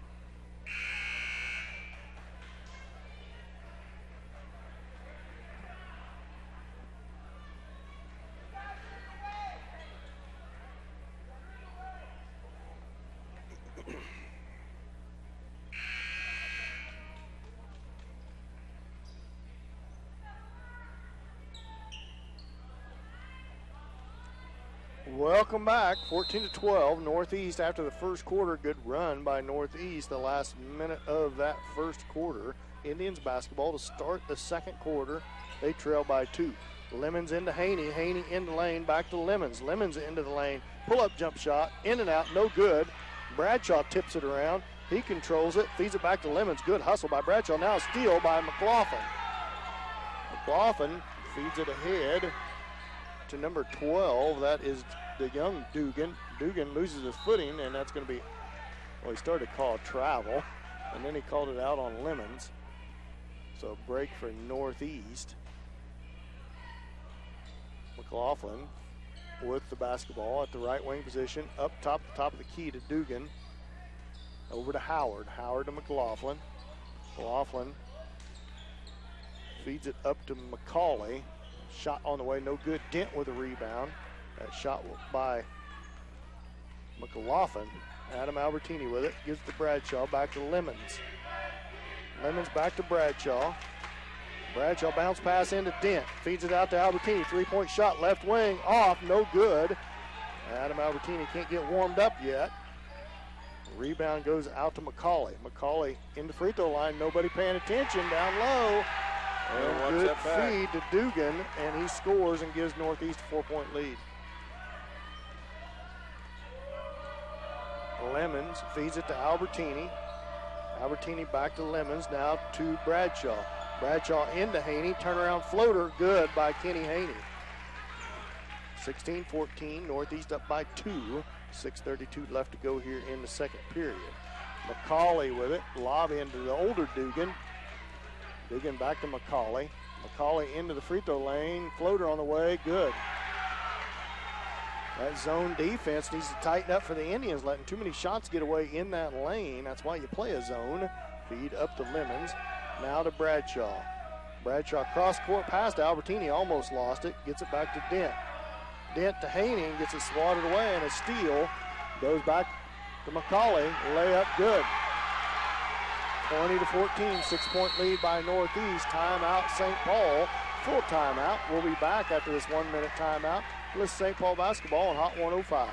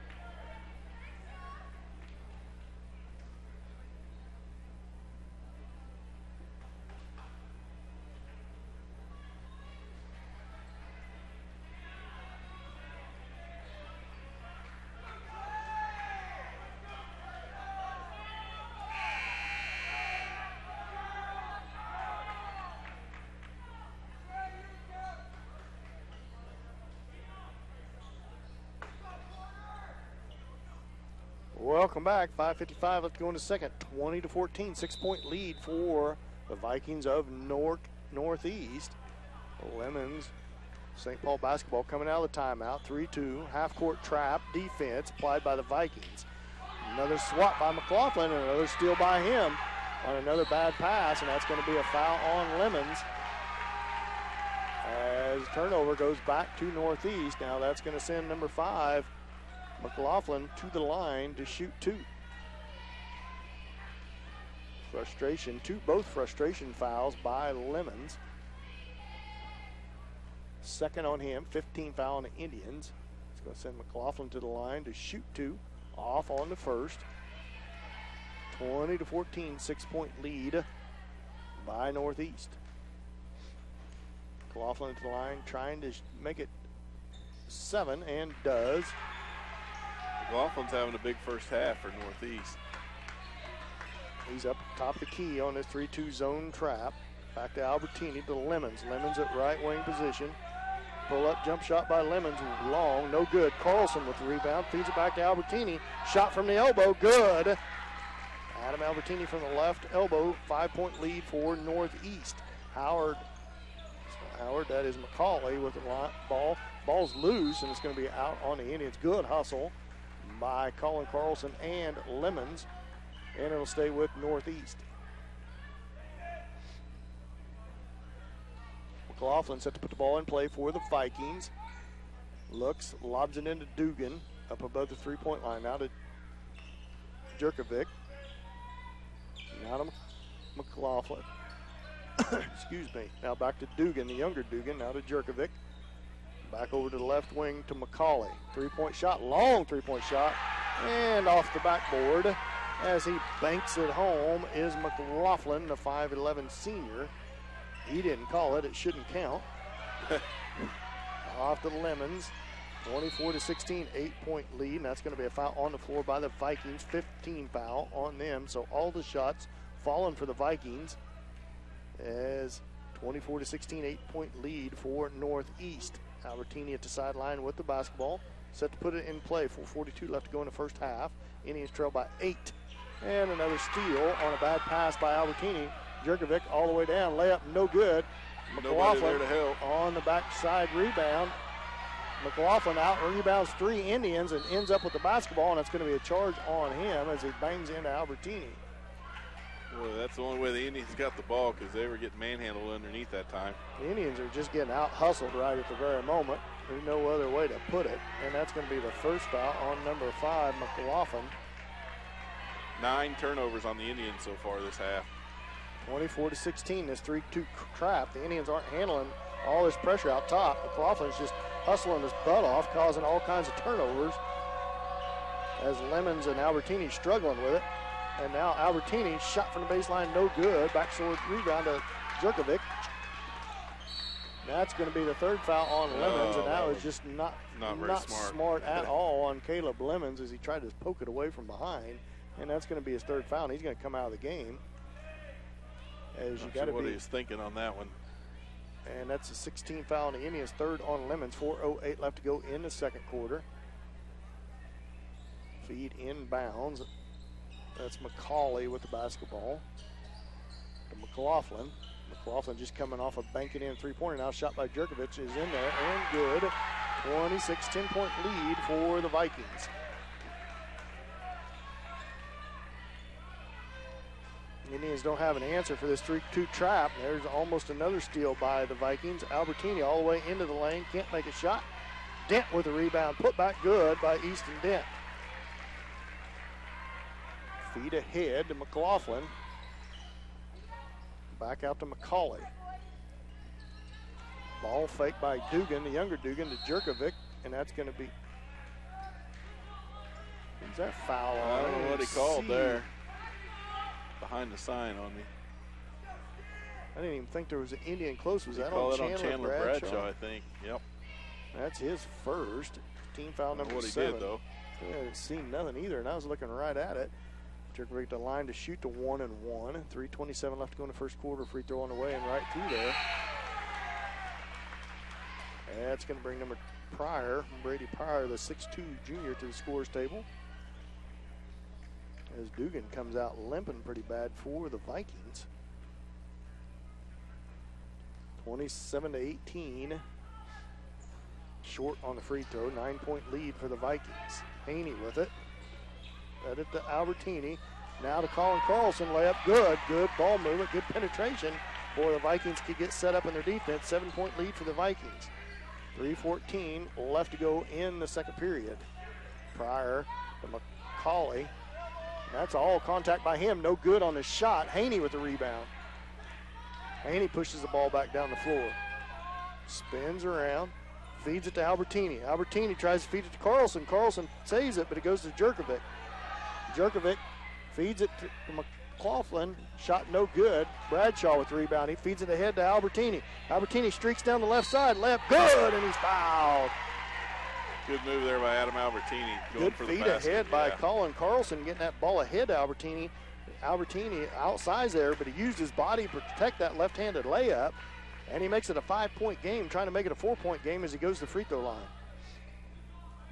That foul was on Brady Pryor. It's his first. Tell you what, McLaughlin's been the difference in the game for the Sure Vikings has. in Yes, this game. He had an opportunity down there to extend the lead more. Albertini misses badly on the free throw. 5-point lead for the Vikings. As Howard pushes the ball down the floor, or McCauley does, and it goes out of bounds. And I didn't think anybody touched it, but that's what the two officials are. No thought call. He just threw it out of bounds. What it looked to me like from up here, but it's on the other side of the floor. And they're going to give it to the Indians as they just threw it out of bounds. Nobody really ever pointed what direction it was going. Coach Wadrick just jumped out of the way. Indians basketball, 5-point lead for Northeast. 2:30 left to go in the first half. Bradshaw feeds it back to Albertini. Lob into Haney. Haney at the elbow. Up and under, now feeds it back to Albertini. He splits the defender out to Bradshaw. 15-footer on the way, no good. Carlson with the rebound. Put back good. Carlson having to step in as Lemons with some foul trouble. Coughlin now backside to Jerkovic. 3-point shot, right wing, off, no good. Kenny Haney with the rebound. 3-point lead for the Vikings. Albertini pushes the ball past the pressure. Haney, 3-point shot, top of the key, short, no good. Haney gets his own rebound. Resets, 1:51 left to go before halftime. feeds it out to Albertini. Albertini over to Bradshaw. Into Carlson, too high, but Dent comes out there with it. Layup, good. 1 point ball game. Timeout, Northeast. Good run by the Indian boys here. Get it back to a 1 point game. Timeout, Northeast. A 30-second timeout. We'll stay here, Mike. Sometimes pretty good it just run pays here. to be in the right spot. Easton Dent that time was in the right spot as it rolled off Colin Carlson's shoulder. It went right into Dent's hands. He just stuck it up there and in the basket. So, yeah, good run by St. Paul getting back into the game. Looked like the momentum had shifted over to Northeast as they really were putting the hurt on St. Paul with that zone defense. And St. Paul picked up the pace, started penetrating the zone before they get it set up. And that's what the difference was. Let them make this comeback, I think. Carlson was open. It was a great look by Chandler Bradshaw. It was just way too high. Went off of Bradshaw's fingertips and through a Vikings' hands, and Easton Dent happened to be on the weak side. He was a recipient of that tip on the weak side, and it was an easy putback for him to get this to a 1 point ball game with 1:39 left to go here before the first half. Vikings basketball. Indians retreat into their half-court defense. Feed inbounds to McCauley. McCauley with the basketball for the Vikings. Minute and a half left in the first half. Feed up top to Dugan, Carter Dugan. Feed inside to the older brother Dugan. He back into the ball game. McLaughlin with the basketball against Albertini. Albertini ends up on the floor. Carlson helps pick him up. Jerkovic into Dugan. Dugan turnaround shot, no good. Tipped around, controlled by the Indians. Oh, they're going to give that. They're going to say that was out of bounds on Easton Dent. It's going to stay with the Vikings. A break for the Vikings. As McLaughlin set to put the ball in play. That's not the side it went out of bounds on. They're going to give it to him on the right side. McLaughlin feeds it into Dugan. Dugan back to McLaughlin. Three-point shot on the way. No good. Bradshaw with the backside rebound. 1:04 left to go in the first half. 27-26. Vikings up by 1. Dent drives in, loses it, gets it stripped away. Now a feed ahead to McLaughlin. Layup, good. Back to a three-point lead on the turnover by Dent in the lane. 29-26, 46 seconds left to go here in the first half. Vikings up by 3. Feed out to Easton Dent. Guarded by McLaughlin. Dent loses it again. Now he recovers. It gives it to Chase Bradshaw, who's in the game. Bradshaw is guarded closely by Dugan. Feeds it back to Albertini. 25 seconds left to go in the first half. Albertini feeds it to Chase Bradshaw. Chase Bradshaw dribbles to the free throw line. Three-point shot. Good. He rattles her home as he stepped to his right around the screen and ties the score.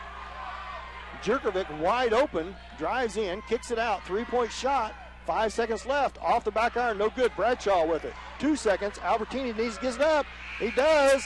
Good. And they're going to call it. This guy's called it off. He called it good. They called it off. Oh. Well, he how was can clear one across call the it floor and the other call it off? It was a good play by Albertini. He was conscious of the clock. Albertini with the layup right at the buzzer. And I was looking across the court to the man that called it good and the one opposite of the court. And honestly, Mike, he's probably the one that could see the clock. Yeah, that's probably As true. the one down by the baseline probably couldn't, but he called it good, and he was probably listening to the buzzer. But either way, 29-29 is our halftime score. Pretty good comeback by the Indians as Northeast grew their lead to up to 10 points. So good run down that last half of the second quarter to get the Indian boys back in this. So it's been a exciting ball game. Back and forth we went up and down the court. Two well-matched teams here so far, Mike. Yeah, it's been a good first half here by both teams where the momentum swung back and forth to each side. And really, you know, it's just what it looks like, tie ball game here. And I'd say that's pretty accurate the way that first half went for both teams. It's homecoming here at Northeast, so they're going to be at a little extended halftime. We're going to try to get Coach Tuck on here with Mike here at halftime, talk a little bit about halfway through the season here. But we're going to take a 2-minute timeout. We come back from that 2-minute timeout. Mike will have the first half stats for us here after this 2-minute timeout. You're listening to St. Paul Basketball on Hot 105.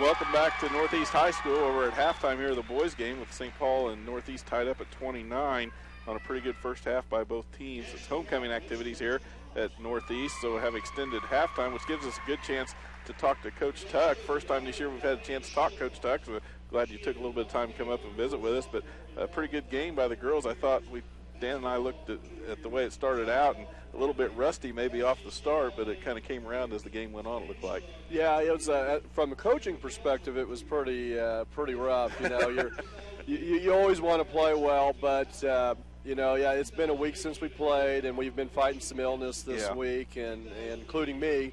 So it was just trying to get back out there and get going, and we're a young team, and we're up and down, and we can be up and down during the game, and 1 minute we're just up and down the court and doing good things, and the next minute you wonder if we've ever played basketball before. So, but that's we got one senior and a lot of young girls, and so just trying to build that consistency. That's what we've been doing, and we've got the final 3 weeks here, we got some tough games coming up, so we need to be, you want to be peaking at this time of the year and executing well. So, that's something we'll just continue to work on. Yeah, and it looks like, from where we sat anyway, it looks like throughout the year so far, it's been kind of a learning experience as they've gone along, and they've really improved a lot since what they started out the first of the season, it looked like. But like you said, with the youth that you have, that's really good to have that, and you can build on it and really look ahead. But at the same time, you've got a lot of things that some kids have to learn on. But with, one of the things that it appears from the shooting percentages haven't been exactly where you'd like them to be several times, and maybe not most of the time, but you like to see them be a little more consistent on getting some of those baskets to fall. Yeah, it's it is frustrating, and I think it's frustrating for the girls. I think because, so, yeah. We work on shooting. Trust me, everybody that watches us, we put a lot of time into it. We put time into it during the off season, and if you watch, we'll run our offense and good moves. I mean, our girls have really worked on their moves, and we'll get to the rim, or we'll pitch it inside, and then we'll kick it out to an open three. And so, we run everything well. And so, I think some of it's confidence. You're right. When you're young like that, maybe you don't have that belief in yourself when you maybe miss 2 threes in a row. Hey, that next one's going to go down. Right. And that comes with time. And then and then sometimes you missed a few inside, and so instead of, next time coming down, hey, let's slow down and make sure we get up and get a good shot, then we're rushing. We actually go faster. So, I know it's frustrating, and one of the things we don't want it to do, though, is to carry it from the offensive end to the defensive end, because sometimes you start feeling sorry for yourself, and then you don't play hard on defense. Sometimes hard to recover from that, right. too. Yeah. Or then you come down, you don't run your offense. So, hopefully, I think those shots are eventually going to fall. Hopefully this year, but you just got to keep working at it and trying to build that confidence. And I think as experience comes, that's they'll be able to get through those rough patches where you're not knocking shots down. Yeah, and pretty good week last week. We'll talk about the Lancer Classic for just a minute. Came out with a third-place win there. Well, almost third-place win there. It was really just that buzzer beater, but, again, it came down, I think, in that game a lot to some of the free throws. They had opportunities to make some free throws that just couldn't get them to fall, but overall, pretty good week, and that was really a good chance for those young girls to have some good experience with some good teams down there at that Lancer tournament. Yeah, and, we had a stretch here where we're playing very good quality opponents. Right. We had Colgan going right into the mid-season tournament, and then we were supposed to have West Elk there, and that got moved to the end of the season. So, I always enjoy this time of the year because we do play good competition, and that's always a good time to test yourself. And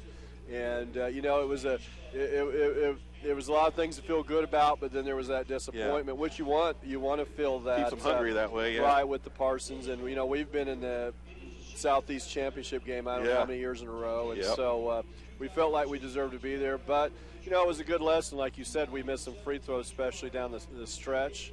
And, when you allow a team to stay in it, now let them stay close. You're susceptible to them knocking down a shot that maybe they don't do. And they had about 3 shots where you're like, how did they make right. that? But, you put yourself in that situation by letting them stay in it. So, but that was, I think it's fun and for the girls to be in those situations like Colgan and playing at Parsons, and then Southeast on their home tournament they played well. Yeah. So like I said, we've got some good ones coming up with Pleasanton being an important league game next week, and then you got Frontenac Right. coming to our place. The next It doesn't get any easier. No, then next week we got Opie, who's ranked number 2 in state, and then we finished that regular season up with West Elk and Yates Center back to back. So it's going to be a tough road. Well, it was a long week last week with the condensed schedule because of the weather, so it was really, it's hard to play that many games in a week and then come right back when you're supposed to have the trip to West Elk that got canceled. Maybe that was a blessing that they got a little bit of a rest there. Right. Get some rest and get ready, because next week it starts up again, and it's just almost as busy like you're in a tournament with the makeup games. Well, yeah, and that's where when you have a veteran team, they know how to handle that. Right. And that's where when you have a young team like that. So yeah, it was almost kind of a blessing in disguise. Now that'll fill up our back end of our schedule there. Yeah. But like I said, there's a lot of sickness going around and nasty stuff. Yeah, health is going to be important. And so we would have been depleted Tuesday, but that's part of it. Everybody goes through that, and you just have to play through that. So I was, tonight we were able to play 9 girls. We got Ashlyn Gaiman in there as a sophomore that had to sit out last year with a knee injury, and so we were able to get her some playing time out there tonight. So that's good, because I think she's getting better and she deserves some playing time. So we got everybody some playing time, and maybe we didn't play our best, but hopefully I thought we finished strong in the fourth quarter. Hopefully that'll carry into next week. Yeah, and it looks like the chemistry is really building in the team, and especially with the young girls coming into the system, which they, you and Coach Burke do a good job of getting the girls ready when they're in junior high to start learning things, and it really pays off, and it shows, because there's a lot of places where you could go if you had that many freshmen and sophomores playing, they'd really struggle, but it doesn't seem to slow us down too much. Yeah, Coach Burke does a great job down in junior high, and sometimes I'll walk through and I'll have just done a new drill. And, that's kind of one of the things I like to do, is kind of make up drills. And, and we just did a drill the day before, and then all of a sudden I see him doing it with the young girls the next day. So that's good. And I've been in situations where maybe we haven't been as strong down there, and so it does make a big difference. And at least I think the girls come up. Not being starry-eyed and not knowing what to expect. Now, that doesn't mean they do everything right, and there aren't things that they got to improve on. But I think it builds a little bit of confidence with them, and particularly this year, because we have had to rely on the 3 freshmen a little bit, and then the 8th grade won the league championship last night, Still got them coming. And so they've got another good group coming up, and hopefully we'll have a little more depth next year, and that'll help out, and some competition in practice and those things. But as I said, we're hopefully we'll get some good momentum going, and hard to believe there's just 3 weeks of regular season left. Crazy? And now this year you got regionals. Yeah. So that's a little change in the way things work. We used to do it that way. Now we have that back. So it's going to be an exciting month. Yeah. Well, here we are in Northeast now, and good win tonight, and boys are tied, and we're at halftime, extended halftime, which has given us a chance to catch up with you, and we really appreciate you taking time to come up and visit with us, and enjoy getting to hear from you about how things are going from your end of things. And sometimes Dan and I sit up here and try to speculate a lot, so it's nice to have you come up and well, I guess I'm the substitute filler, right? When you got that extra time.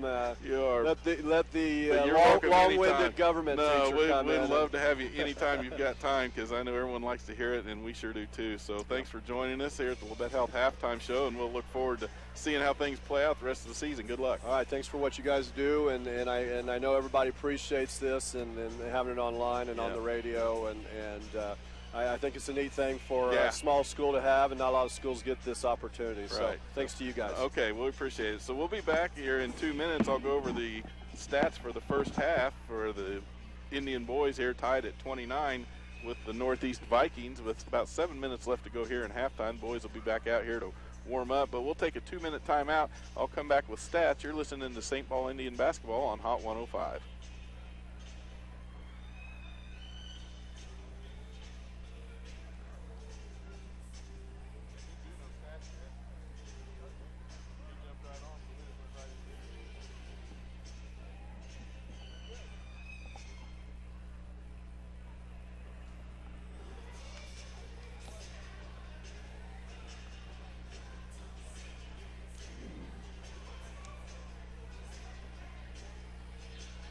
I hope so.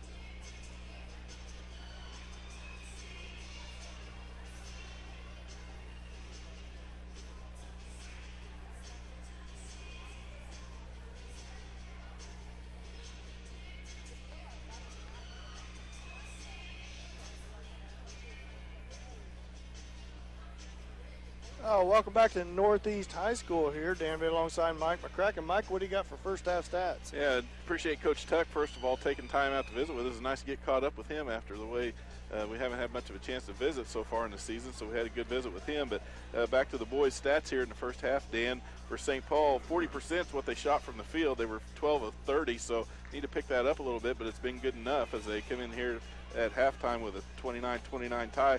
Only 1 of 3 from the free throw line. Not much of a chance to shoot any free throws because just haven't been able to drive the lane because of that zone defense run by Northeast. 2 of 10 from outside the three-point line, having really a lot of trouble getting things to fall. But individually for the Indians, they were led in the first half by Adam Albertini, who had 6 points, Chandler Bradshaw with 5, Easton Dent and Colin Carlson and Caleb Lemons all had 4, Kenny Haney and Chase Bradshaw both with 3 in the first half for the Indians. So spreading the scoring out, that's the good thing. They're sharing the ball and really spreading it around on the scoring, but they could use a little bit more of it. 29-29 here at halftime. Good even scoring there by the Indian boys. See what they can do against this 3-2 zone trap to start this second half here. It will be Northeast basketball to start the second half. When we get back to action, we're still about 5 minutes until tip-off of the second half. Homecoming here at Northeast.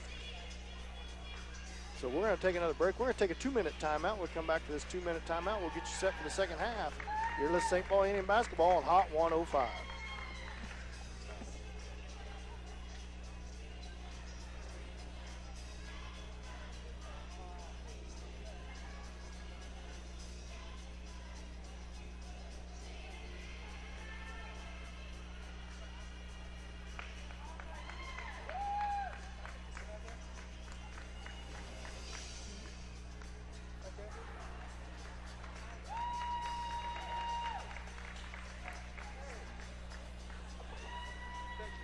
You're welcome.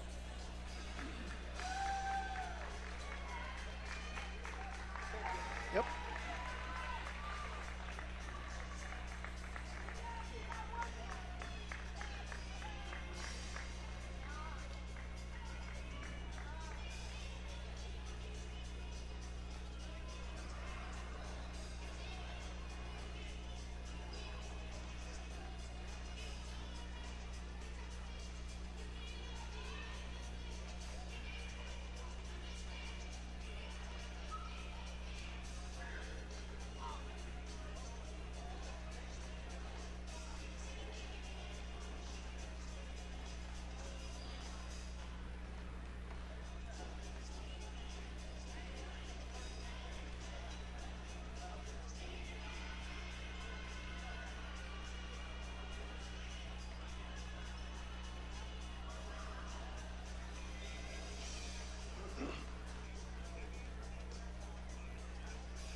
Oh, welcome back to Northeast High School in Arma here, home of the Vikings, where we are tied at halftime, 29-29. Both teams back out on the court, warming up here to get this second half started. The Indians playing pretty decent. Kind of fell a little cold there about start of that second quarter. Northeast very aggressive against that zone, caused some turnovers, that 3-2 trap zone defense, and built a pretty good 10-point lead, but the Indians come roaring back there late in that second period, really playing good down the stretch and ties the score at 29-29. Albertini drove the length of the floor with about 5 seconds left before halftime, got a shot off at the buzzer, makes the layup. One ref called it good, the other ref waved it off, and the one that waved it off won the argument. Well, it didn't really win the argument, and it was close. It would have been interesting if it was the OMB lights around the backboard, if it was off or not. I thought it was good, but either way, they waved it off and called it. So luckily it wasn't the last layup of the game to win the game for the Indians, and it was just halftime, so we'll see what happens here. Start this second half. Caleb Lemons with 3 fouls, so that's going to be a factor in the second half. For Northeast, Casario got 2 fouls early. Good player for the Vikings. He'll be fresh because he set the rest of the half on the bench with them 2 fouls. Coach left him on the bench so he wouldn't pick up a third, and he'll be fresh for the second half and good to go here to start this second half. So we'll make sure Lemons stays out of foul trouble early on in this third period. We're going to come back with the second half tip after this 1-minute timeout. You listen to St. Paul basketball on Hot 105.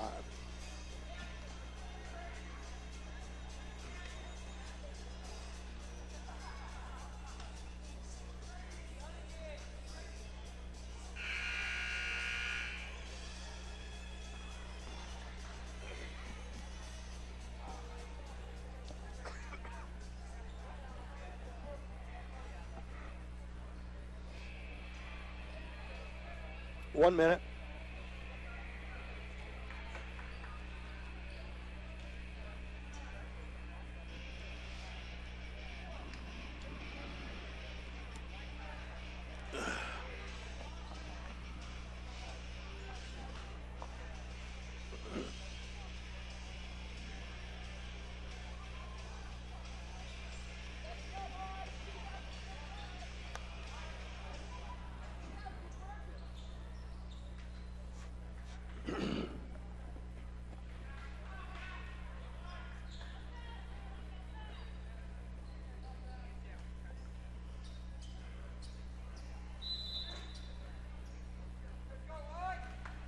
And we are underway here in this second half. Northeast basketball, man-to-man defense by the Indians. Backdoor feed again to Casario. Well, it's going to be on Lemons right off the bat. Lemons or Dent. It's one or the other. It is on Lemons as he picks up his 4th foul in the first 10 seconds of the second half. That is the exact same play they ran to start the game on that backdoor feed to Casario.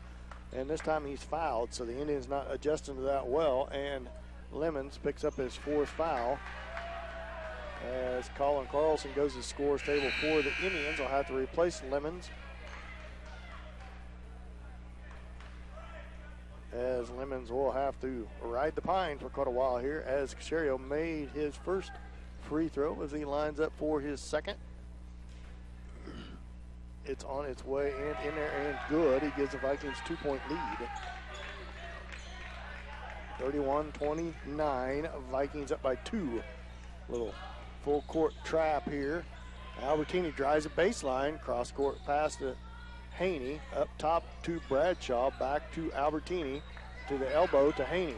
Haney feeds it back to Albertini. Cross court pass to Bradshaw. Bradshaw and going to get called for the walk. And turnover gives the Vikings back the basketball. Travel on Chandler Bradshaw. One thing I didn't mention, Dan, first half St. Paul had 11 turnovers, so they're going to have to fix that too. McCauley with the basketball for the Vikings. Vikings up by 2. Casario feeds it to McLaughlin. Shot block. Good defense by the Indians. Feed back to Albertini. Albertini pushes the ball up the floor. Feeds it off to Haney inside to Carlson. Carlson, a couple ball fakes. Tries to get it back out. Does. Gets it out to Albertini. To Dent. Now to Albertini. Albertini to the elbow and a bad pass by him. McLaughlin right back down with the basketball. Layup. Good.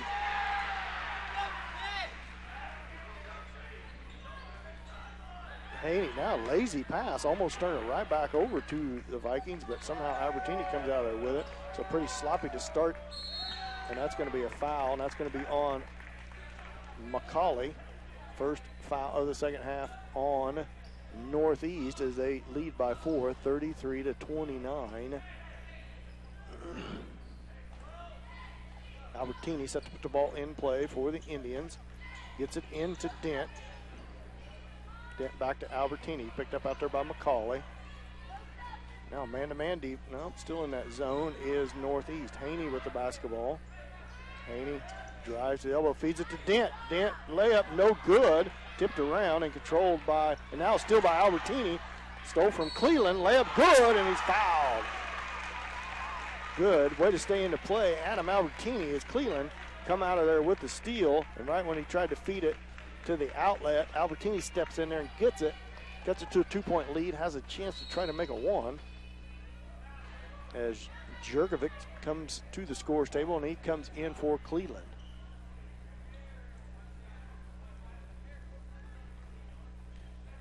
Albertini at the free throw line, on its way, in and out, no good. Carlson tips it around and loose on the floor, and Jerkovic comes out there with it. Jerkovic pestered by Albert, well, as a carry, got away with it. Gets it off to Casario. Now to McCauley. Jerkovic looks inside. Now McLaughlin with the layup, and he's fouled as they let him cut right to the basket. The Indians playing a man-to-man, but not keeping very good track of their man as McLaughlin cut right to the basket, and that fouls on Adam Albertini, his first. Right back up to a 4-point lead. McLaughlin has a chance to make it 5. On its way and good. McLaughlin having a big night. That's 23 points for him in this game. Somebody probably needs to get on him and guard him. Make somebody else for the Vikings score. Full court pressure again by Northeast. Albertini kicks it out to Haney. Haney baseline jump shot, no good. Rebound to Casario. Casario pushes the ball down the floor. Euro step, layup good. 38-31, all of a sudden 7-point lead for the Vikings. Indians with the basketball. Albertini breaks the pressure. Now another steal by Casario. Albertini got tied up. Layup good. Now it's a 9-point lead. Indians starting to get a little bit frustrated now. Haney, now another steal, and knocked out of bounds by Casario. Timeout. Coach Wartrick and Indians, 30-second timeout. 5:20 left to go in the third period. 9-point lead all of a sudden for Northeast. Coach Wartrick with a much-needed timeout here to settle everybody down for the Indians. There's Albertini getting frustrated. A couple lazy passes by the Indians. And this full court pressure, the Indians not making good adjustments at halftime. Now all of a sudden the Vikings out to a 9-point lead. Yeah, Vikings just get too many opportunities to score there and taking full advantage of it, putting themselves out to a good 9-point lead. And at the same time while doing that, some key turnovers already. That's already 3 turnovers here as we started the second half for St. Paul. And the frustration was really starting to set in, so good timeout by Coach Watcher. 5:20 left to go in the third, 40-31. Vikings up by 9. Indians fought back from a big deficit once, but they're going to have trouble doing that again early on. It's all been all Vikings here in the third quarter. Got Lemons back in the game playing with 4 fouls, so they have to be careful too. Lemons back in the game as Mike Sitt comes in for nope, not for Carlson. Came in for Dent, didn't he? Came in for Dent. Carlson feeds it to Haney. Haney drives to the basket, left-hand layup, no good. Backside rebound, Bradshaw, put back good. Feed ahead to Casario, cross-court pass to McLaughlin. McLaughlin gives it to all over on the floor. Is shot on the way, no good. Rebound goes out to Albertini. He streaks down the floor. Shot on the way, and it's going to be a block. That foul's going to be on McCauley. Should be on the shot. Albertini should go to the line to shoot 2. Albertini's a man on a mission there. He's just going to make things happen himself here. Dugan was the one with a shot down underneath, missed it. Albertini goes the line to shoot 2, 40-33, 7-point lead. Albertini tries to cut in the lead. He makes the first.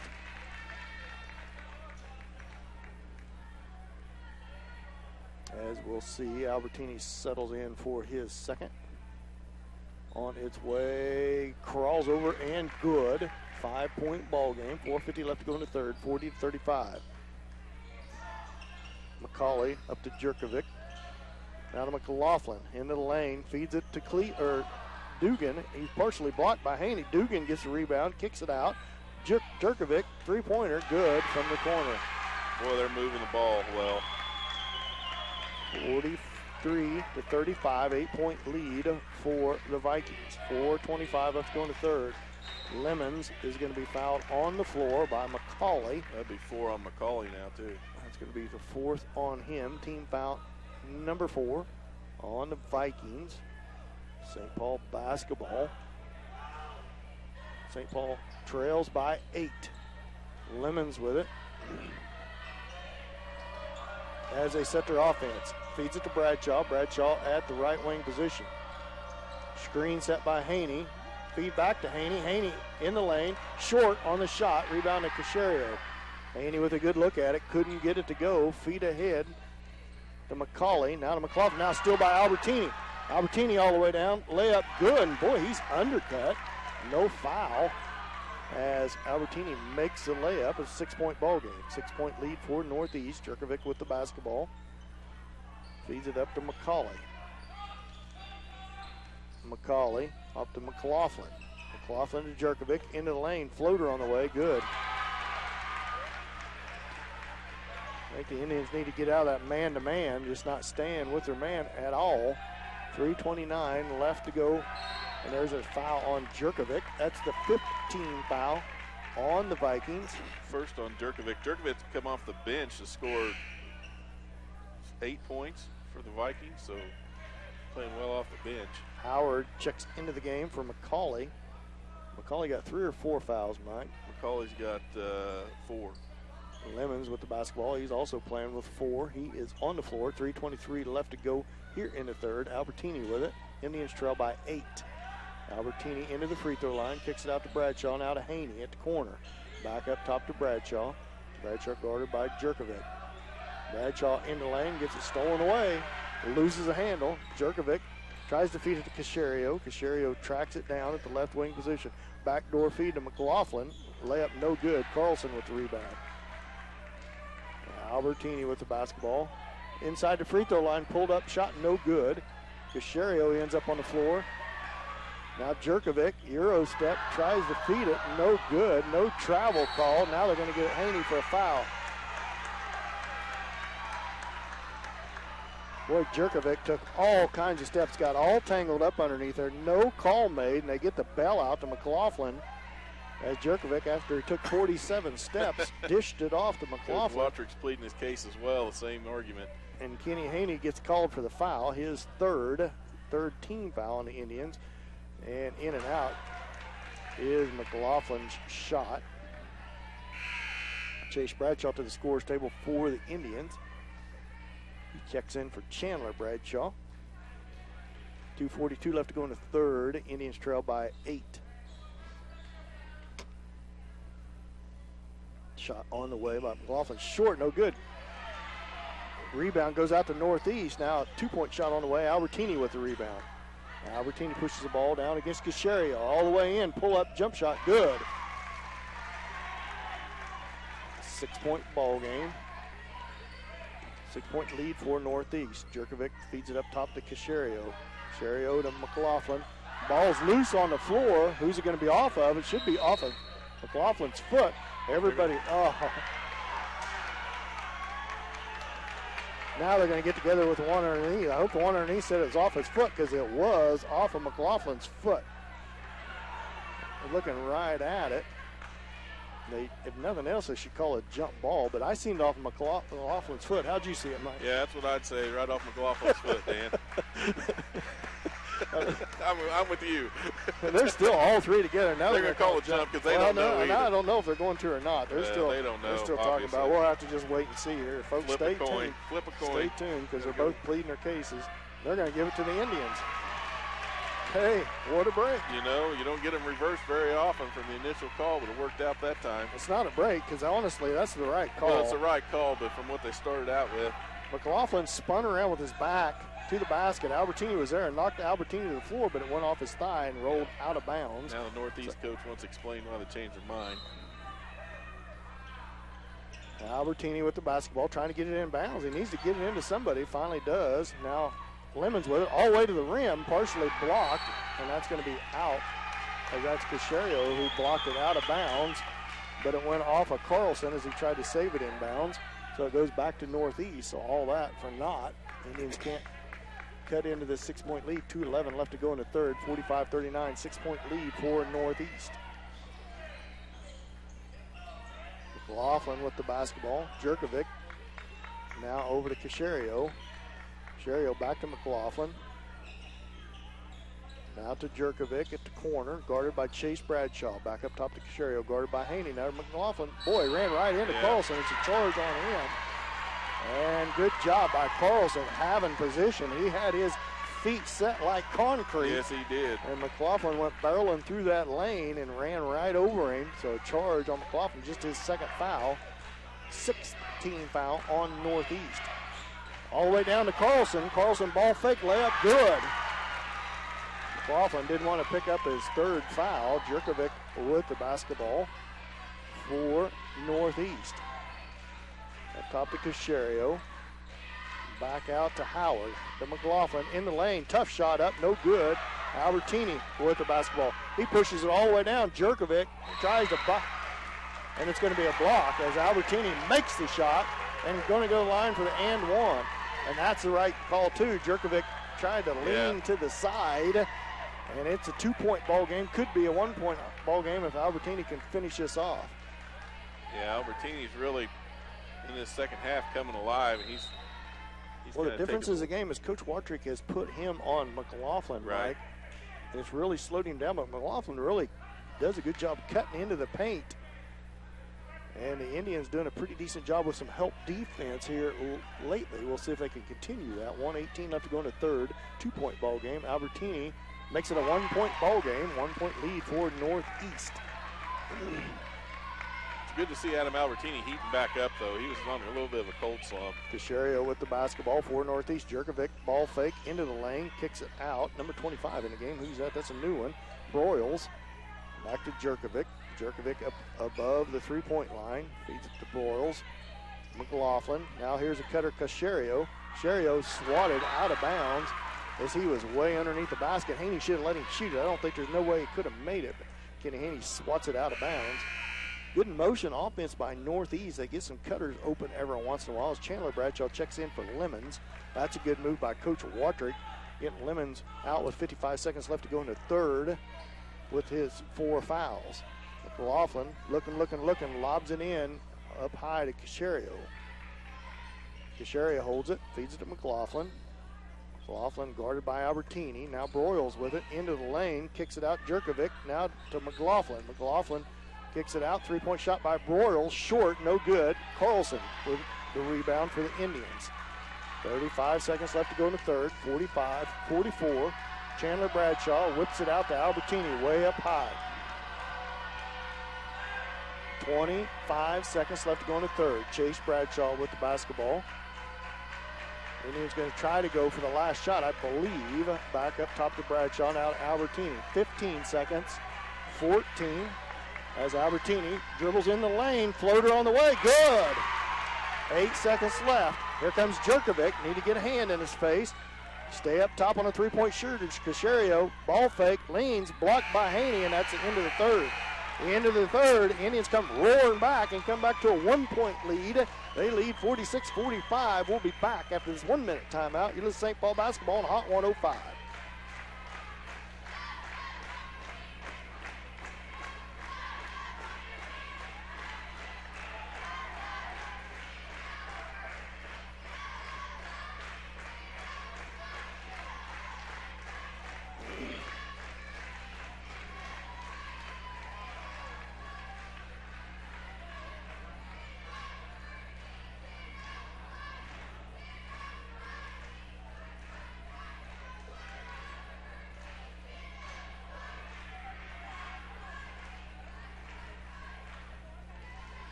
Yeah. I can't hear you. Oh, 1 minute. So as soon as this commercial's over.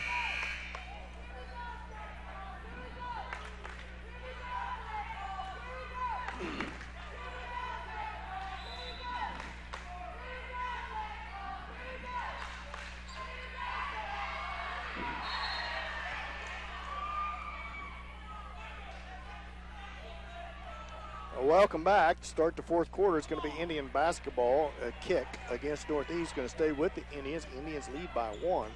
Third quarter was a wild one. Oh, man. First half of the third quarter went to the Vikings. Second half went to the Indians. Adam Albertini made 6 of his last 7 shots. 2 bad passes in a row gives it right back to the Vikings. Lazy passes by the Indians. Jurkovic, 3-point shot. No good. Indians need to stay with that momentum, all that hustle and work. Make some good passes. Albertini all the way into the lane. Foul on the floor. That's going to send Albertini to the line. Mike, I don't know if you looked up or not, but this is going to be a belly-aching point for the home team. Oh, now they have it right. I was going to say the team fouls, 8th team foul on Northeast, just 3 on the Indians. A little bit ago it said 0, but that can't be right. Yeah. Called that foul on TJ Cleland, number 35. That's his 4th. 1-1 for the Indians. Albertini misses the front end of 1-1. Cleland with the rebound. Feeds it off to Jurkovic. All important free throws. And almost a steal by Albertini. McLaughlin to Cleland, Duncan. Now, boy, they called that late. Duncan took the shot. And it wasn't until on the rebound when they finally blew the whistle, but they're going to give him 2 shots. Who was that on, Mike? That's on Easton Dent, his second. Second foul on Dent, 14th foul on the Indians. Dugan to the line to shoot 2. First free throw on the way. Off the iron, no good. So Cleland, Jurkovic, Dugan, Casario, and McLaughlin in the game for the Vikings. Dugan's second free throw on its way. Gets the bounce, high bounce, and goes in. We're tied at 46. 7:23 left to go in the game. Albertini with the basketball, feeds it off to Haney. Haney drives the baseline. Boy, he's belted from behind, and it's going to stay with the Indians. Could have been a foul on McLaughlin. No call made. Stays with the Indians. Indians basketball under their own rim. Albertini with the basketball. He looks to feed the ball in. Gets it to Lemons on the cut. He's fouled on the shots. No good. McLaughlin's going to be called for the fouls. That is 3rd, I believe. As Lemons goes the line to shoot 2. 9th team foul on Northeast. Next will put the Indians in the double bonus. That could be big going down the stretch here. Lemons' first free throw on its way and good. Give the Indians a 1-point lead.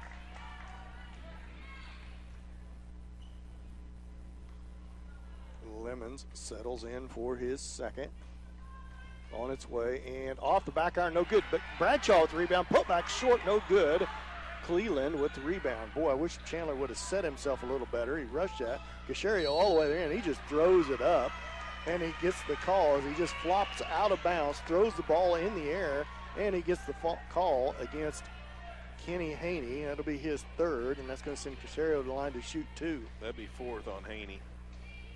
Boy, he literally just drove around the right side, threw the basketball in the air, and flopped out of bounds.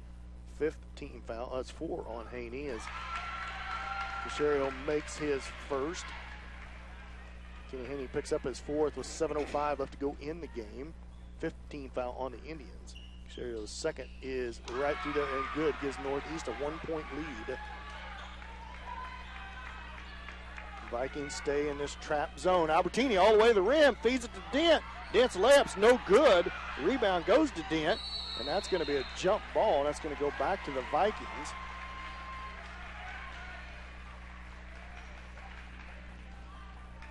Possession error goes to the Vikings on the jump ball.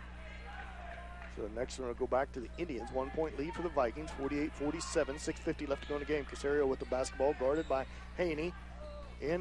Blocked by Haney, and now rebound comes out. Now it's loose on the floor. Everybody's diving around. Bradshaw gives it back to Albertini. Ahead to Lemons.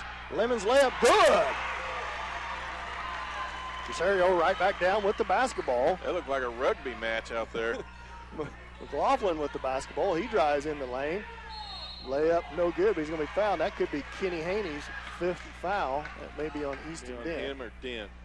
And that's Dent's 4th, too. It is on Dent. Yep. Haney's been in the midst of the traffic in the last 2. Just 3 on Dent. Just 3 on Dent, 6th team foul. As McLaughlin settles in at the line to shoot 2. First free throw is in there. He ties his score at 49 as Colin Carlson checks into the game Surprised he came in for Dent, not Haney. Haney has 4 fouls. Dent with just 3. McLaughlin settles at the line for the second. We're tied at 49. McLaughlin in and out, no good. And that's off of Carlson.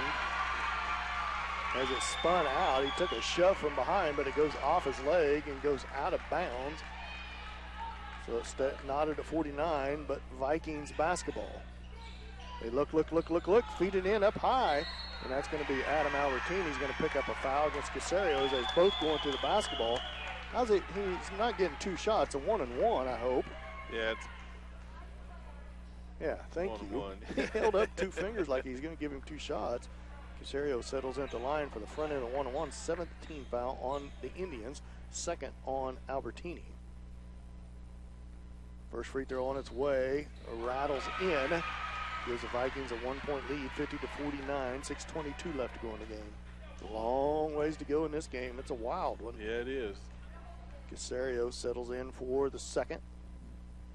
It's on its way, short, no good. Albertini with the rebound. Albertini to the free throw line, all the way in front of the rim, dishes to Carlson, layup no good. Tipped around. Casario comes out of there with it. Opportunities time and time again. Cleland, layup no good. Rebound, loose on the floor. Bradshaw comes out there with it. He feeds it to head to Albertini. Albertini all the way down. Pull up jump shot, no good, short. McLaughlin with the rebound. Northeast basketball, they have a 1-point lead, 50-49, 5:49 left to go in the game. McLaughlin, timeout, Northeast.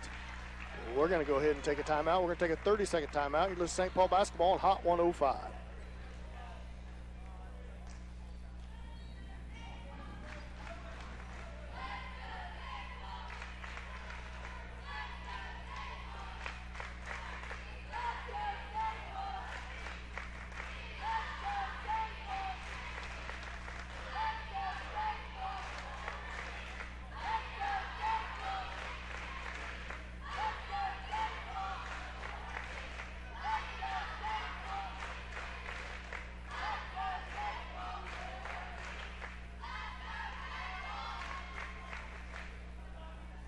Welcome back to Northeast Viking High School in Arma, Kansas. Vikings lead 50-49. They have a 1-point lead and have possession of the basketball coming out of this timeout taken by the Vikings.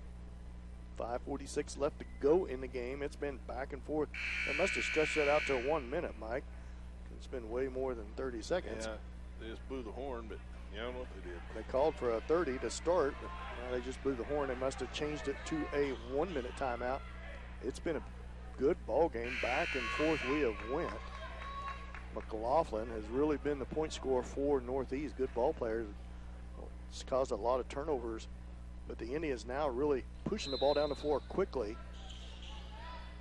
Jerkovic, which basketball. Lemons in there with 4 fouls, and also Haney in there with 4 fouls. Now McLaughlin with the basketball, left wing. Dribbles towards the free throw line, feeds it off to and shot up and good as he gets it to go. As Kenny Haney playing with 4 fouls. Had to be careful there. 3-point lead for the Vikings. Sherrio with the basket. Albertini breaks the press. Drives in, about loses it. Feeds it off to Lemons. Boy, there's a foul on Casherio. That's going to send Lemons to the line to shoot 2. Be 3 on Casherio. Casherio picked up 2 in that first quarter real quick. And that's just his first foul in many minutes since then. 5:21 left to go in the game. 52-49, 3-point lead for Northeast. Lemons at the line to shoot 2. Lemons settles in. Lemons and Haney both on the floor with 4 fouls for the Indians as he makes his first.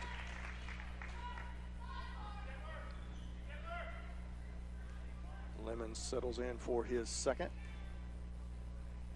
On its way.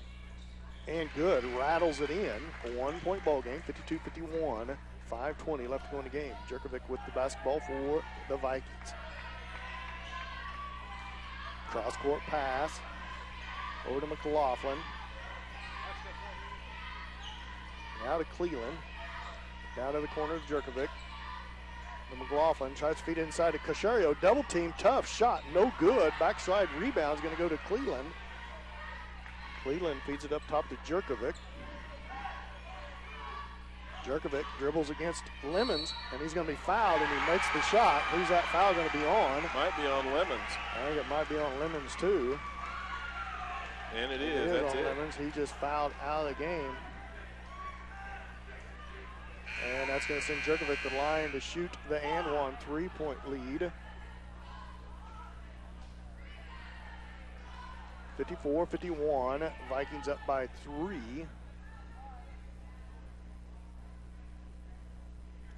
Coach Wartrick trying to get an explanation from the ref on how he could possibly make that call against his player. It's worth a shot. They changed their mind once. I doubt they'd do it again. I seen that either being, if they was going to call fouls, either going to be on Haney or Lemons. Easton Dent checks back into the ball game for Caleb Lemons. 54-51. Jerkovic trying to make this a 2-possession ball game. Vikings currently up by 3. 4:48 left to go in the game. Jerkovic's shot on the way, in and out, no good. Carlson with the rebound. I tell you what, Colin Carlson logging a lot of minutes here tonight, Mike, and really making a big difference for the Indians, playing well. Albertini with the basketball against Jerkovic. Fed to Bradshaw. Good feed by Albertini on the drive. Makes it a 1-point ball game. 54-53.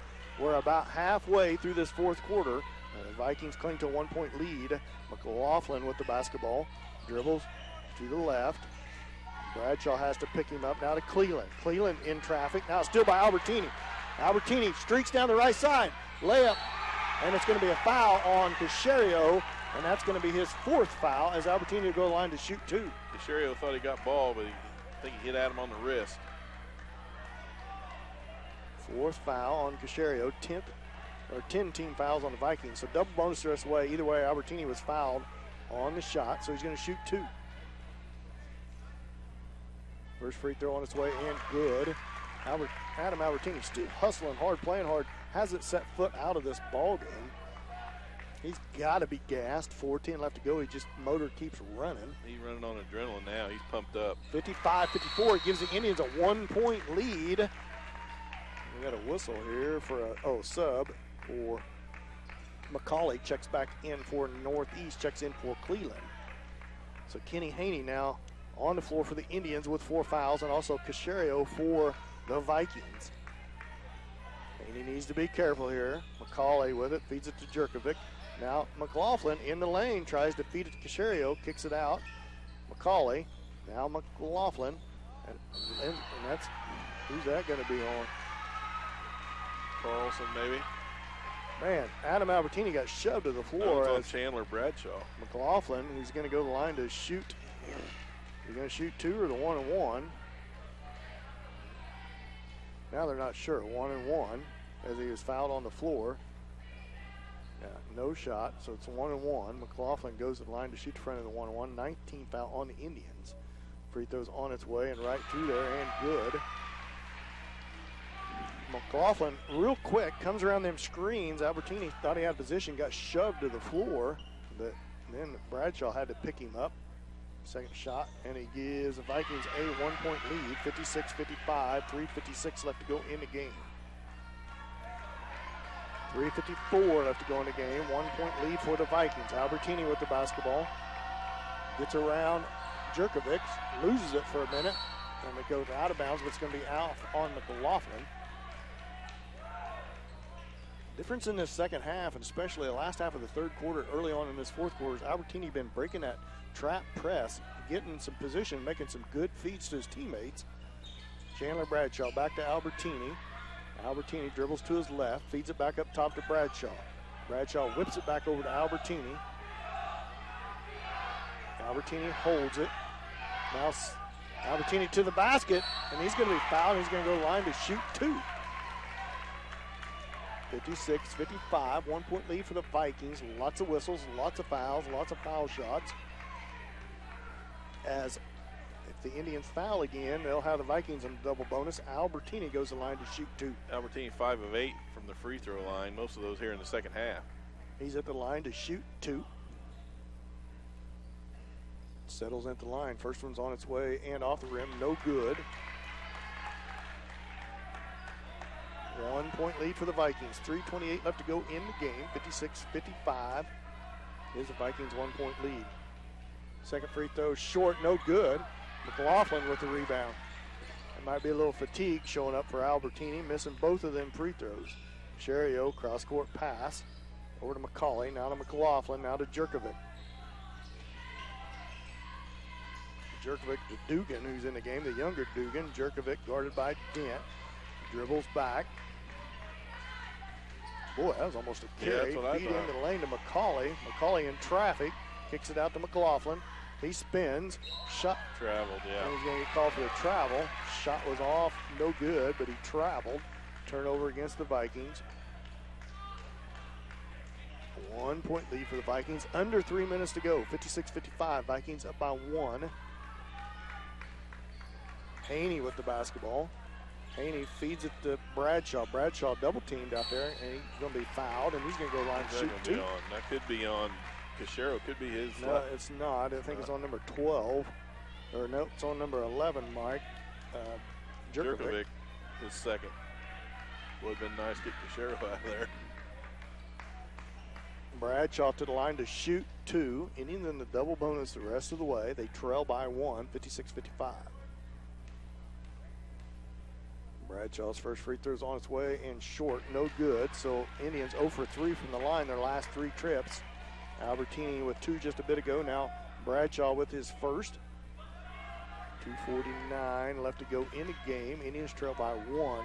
Bradshaw's second free throw's on its way and good. Crawls over the rim. Dugan feeds it into Jerkovic. 56-56. It's been a great ball game to watch, and almost a steal by Albertini. It's going to be a foul on him, and that's going to send him to double bonus. That's McLaughlin going to the line for the double bonus, and another stoppage of play as McLaughlin goes to the line to shoot 2. Third foul on Adam Albertini. Now both teams in double bonus the rest of the way. No, neither team wanted to give an inch here, Mike, on defense. McLaughlin's first free throw is good. As Dugan checks back into the game, he's going to check in for Carter. Dugan. 57-56, Vikings up by 1. McLaughlin at the line to shoot his second. It's on its way and good. 2 point lead for the Vikings, 58-56. Albertini with the basketball. 2.5 minutes left to go in the game. Bradshaw with it, double teamed out there, and he loses it for a minute. Now it's going to be saved by Jerkovic. Fed ahead to Cachero. Layup good. 4 point lead for the Vikings. Albertini with it, 2:20 left to go in the game. Albertini right into the lane, all the way in. Layup no good. Dent with the rebound. Put back no good, but he's fouled, and he'll go to the line to shoot 2. Easton Dent at the line to shoot 2. Indians trail by 4. 2:12 left to go in the game, 60-56. Albertini was surprised he got all the way to the rim. Yeah, he saw a lane there and just took it. Dent settles into the line. First free throw's on its way. Indians 1 for 5 in their last 5 trips to the free throw line. That's not going to win you any close ball games. Free throw shooting could come back to haunt the Indians here in this second half as they're making a lot of trips to the line. Dent settles in for his second. 2:12 left to go in the game. It's on its way. And he made the second. A little full-court pressure by the Indians now. Jerkovic with the basketball and swatted straight in the air by Haney. Swatted out of bounds by Haney, and it's going to be off of Jerkovic and stay with the Indians. Well, good defense there by the Indians. Boy, the one before that, if Haney wouldn't have touched it, Albertini was going to be right in the passing lane. Either way, the good hustle turns into a turnover for the Indians. They trail by 3 with 2 minutes left to go. Albertini with it. Pull up, jump shot. On its way. Good. Here's the full court pressure again. Nope, they don't get in it. Everybody forgets. Now Jerkovic right down with the basketball. Feeds it over to Cachero. 1 point ball game. A lot of time left. 1:48 left to go in the game. McCauley with it. Feeds it up to McLaughlin. McLaughlin over to Cachero. Bradshaw needs to tighten up on him. Now almost a steal by Dent. Pull up, jump shot. Jerkovic, no good. Rebound goes out to Dugan. Turnaround shot, no good, but he's fouled. Colin Carlson throws his hands up in the air because he's just as surprised as anybody that there was a foul whistle called. Dugan just lost his footing, and he's going to go to the line to shoot 2. Northeast leads by 1. Kenny Haney had a chance to secure that rebound. He couldn't get the handle on it. Indians would have had a chance, trail by 1 here. 1:32 left to go in the game. Dugan at the line to shoot 2. 60-59. Vikings up by 1. First free throw's on its way and right through there and good.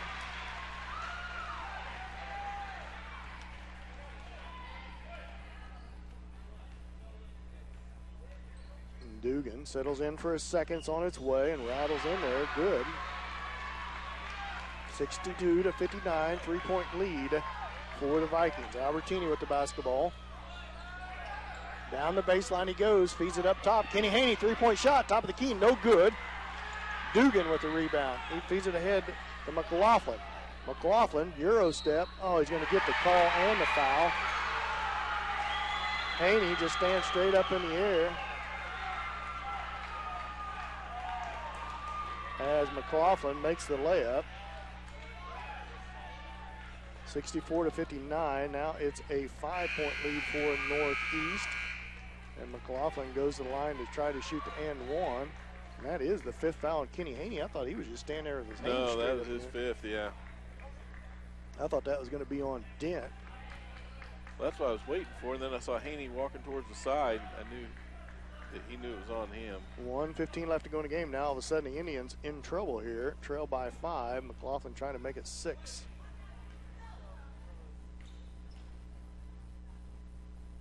Shots on its way and good.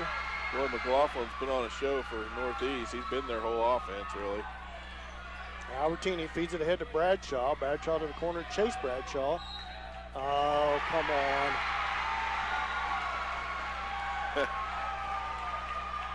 As Bradshaw gets caught, Chase Bradshaw gets charged for the charge on the flop by McLaughlin. McLaughlin get an Oscar for that one.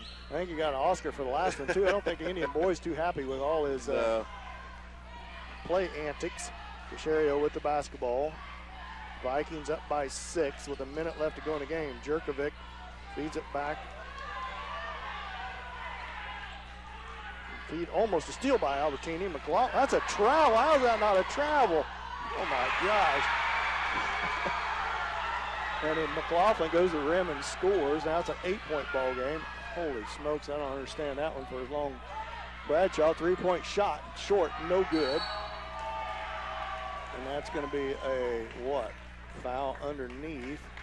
That's going to go to the other end. So on the Indians. Who's that going to be on? That's going to be on. Boy, McLaughlin took a bunny hop twice with the steps. No travel called. Adam Albertini was calling it when it happened. So was the Indian fans on this side trying to help the ref. No call made. McLaughlin, everybody waiting for the travel call, just kind of stopped, and he went onto the rim and scores. 8-point lead. Now it's getting away from the Indians with 35 seconds left to go in the game. Vikings lead 67-59. Jerkovic at the line. In and out, no good. 8-point lead for the Vikings. Jerkovic at the line to shoot the second. And he gets the roll. He gives the Vikings a 9-point lead. The Indians has played hard in this one. And Albertini goes to ground. That's not very smart by the Vikings. I don't understand why they're still in fifth foul on Casheiro. I don't know why they're still in this trap defense with a 9-point lead with 30 seconds left to go in the game.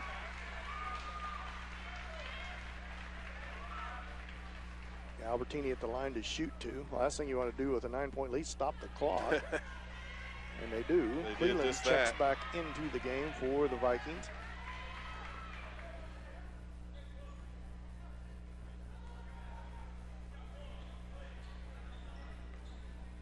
As Albertini settles into the line, first shot on its way, gets the roll, and it goes in. That's just the first. Yeah, I was going to say, they said one, but should be 2 shots. Well, can't say I've been overly impressed with the officiating crew here. They're taking applications. I saw a letter come out that maybe you should sign up for that, Mike. I don't want any part of it. I don't think I do neither. 68-60, 8-point lead for the Vikings. Albertini settles at the line to shoot his second. He knew he had another one, but yeah. Well, I heard the official say 1 shot. I didn't know what he was doing. I thought I missed a basket. Albertini makes them both. They needed to make them free throws earlier. Timeout, Coach Wadrick. 7-point lead for the Vikings. 30.7 seconds left to go in the ball game. See if this is a full or 30. We'll go ahead and stay here. Stick around for KW Trucking postgame show. It's been an entertaining game, Mike. Yeah, it's definitely been entertaining, especially this second half where the Indians came out, really lit things up. Adam Albertini is just on fire in this second half and taking the weight of the game on his shoulders. And that's something that I was happy to see out of Adam because he struggled a little bit at the Southeast tournament. And we didn't quite see the production out of Adam that we have earlier in the year and that we'd normally expect. But he's back on track in this game, especially in that second half. He came out and just put himself in the place that he decided he's going to take care of business, and he did just that. So I'll get that figured up when we get finished getting the KW Trucking post-game show and give some stats. But Adam's had a good night tonight. Indians score right now, stand at 61 points in this ball game. That's a nice score for an offensive ball game, but the problem is they've given up 68, so I'm sure Coach Wadrick not going to be a bit happy about his man-to-man defense giving up 68 points in this ball game. They've had a few tough breaks and calls that probably shouldn't have, or that didn't go their way that should have, and that that's not the difference in the game, I don't think, but it doesn't help when you're with your morale or your confidence either. Full court press applied by the Indians here. McCauley set to put the ball in play, gets it into McLaughlin. McLaughlin down the sideline, dribbles back out, 25 seconds, and it's. They thought they dribbled the ball on the out-of-bounds line and didn't call it. And Albertini and Coach Wadrick both slipped there. What was the call? How come they get it out of bounds? It had to be out of bounds on somebody. Yeah. But McLaughlin's the one that had must the have called it out basketball. on Albertini is the only thing I can figure. Anyway, it's going to send now a foul by Carlson on Cleland. It's going to send him the line to shoot 2 with 24.3 seconds left to go, and the Vikings with a 7-point lead.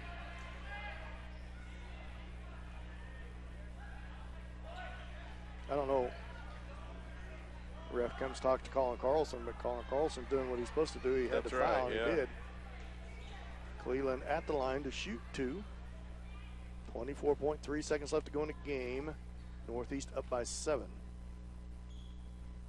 Cleveland shot in and out, no good.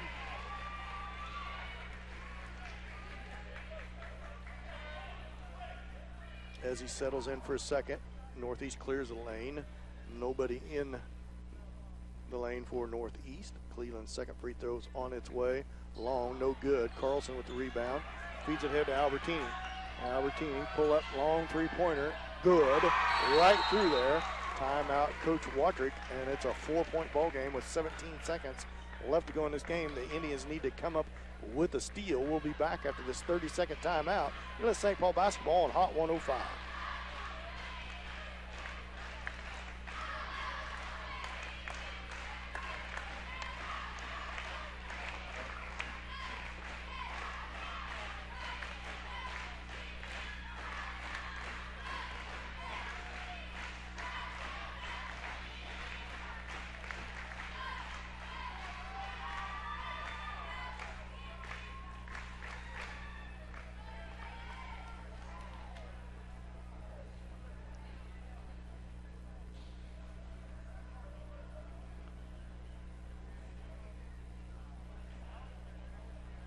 Welcome back to Northeast High School, where Northeast leads by 4, 68-64.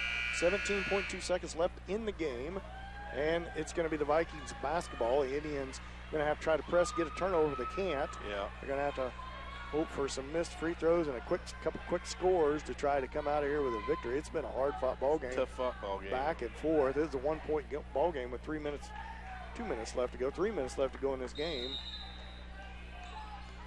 McLaughlin with the basketball, and he's going to be fouled, as you want anybody to get it on the inbounds but him. Yeah, McLaughlin's been hot from the free throw line. Well, he's been hot from everywhere on the floor tonight. 4-point ball game, 68-64. with 15.9 seconds left to go in the game.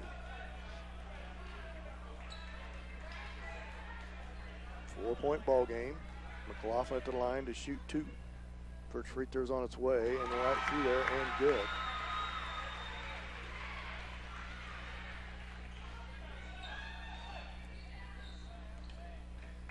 (69-64), 5-point lead for the Vikings. Second free throw is good as Howard checks in for the Vikings.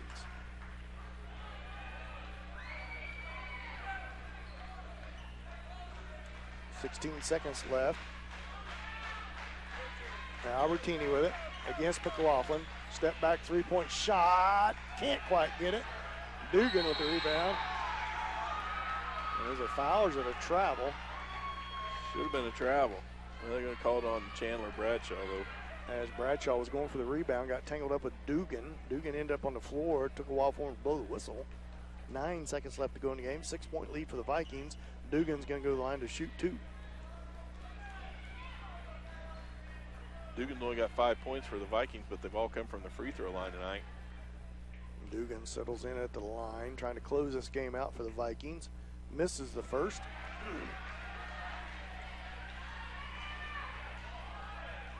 Dugan settles in for his second.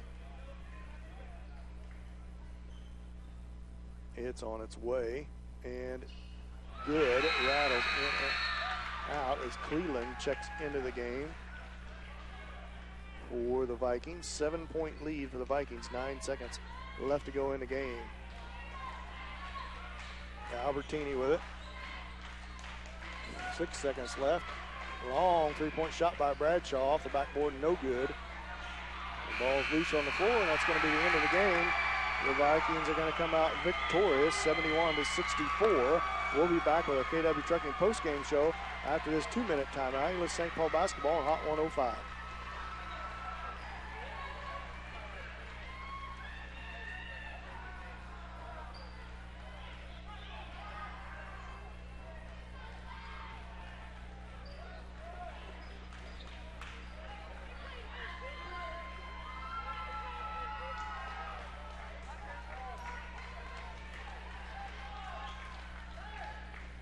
Yeah.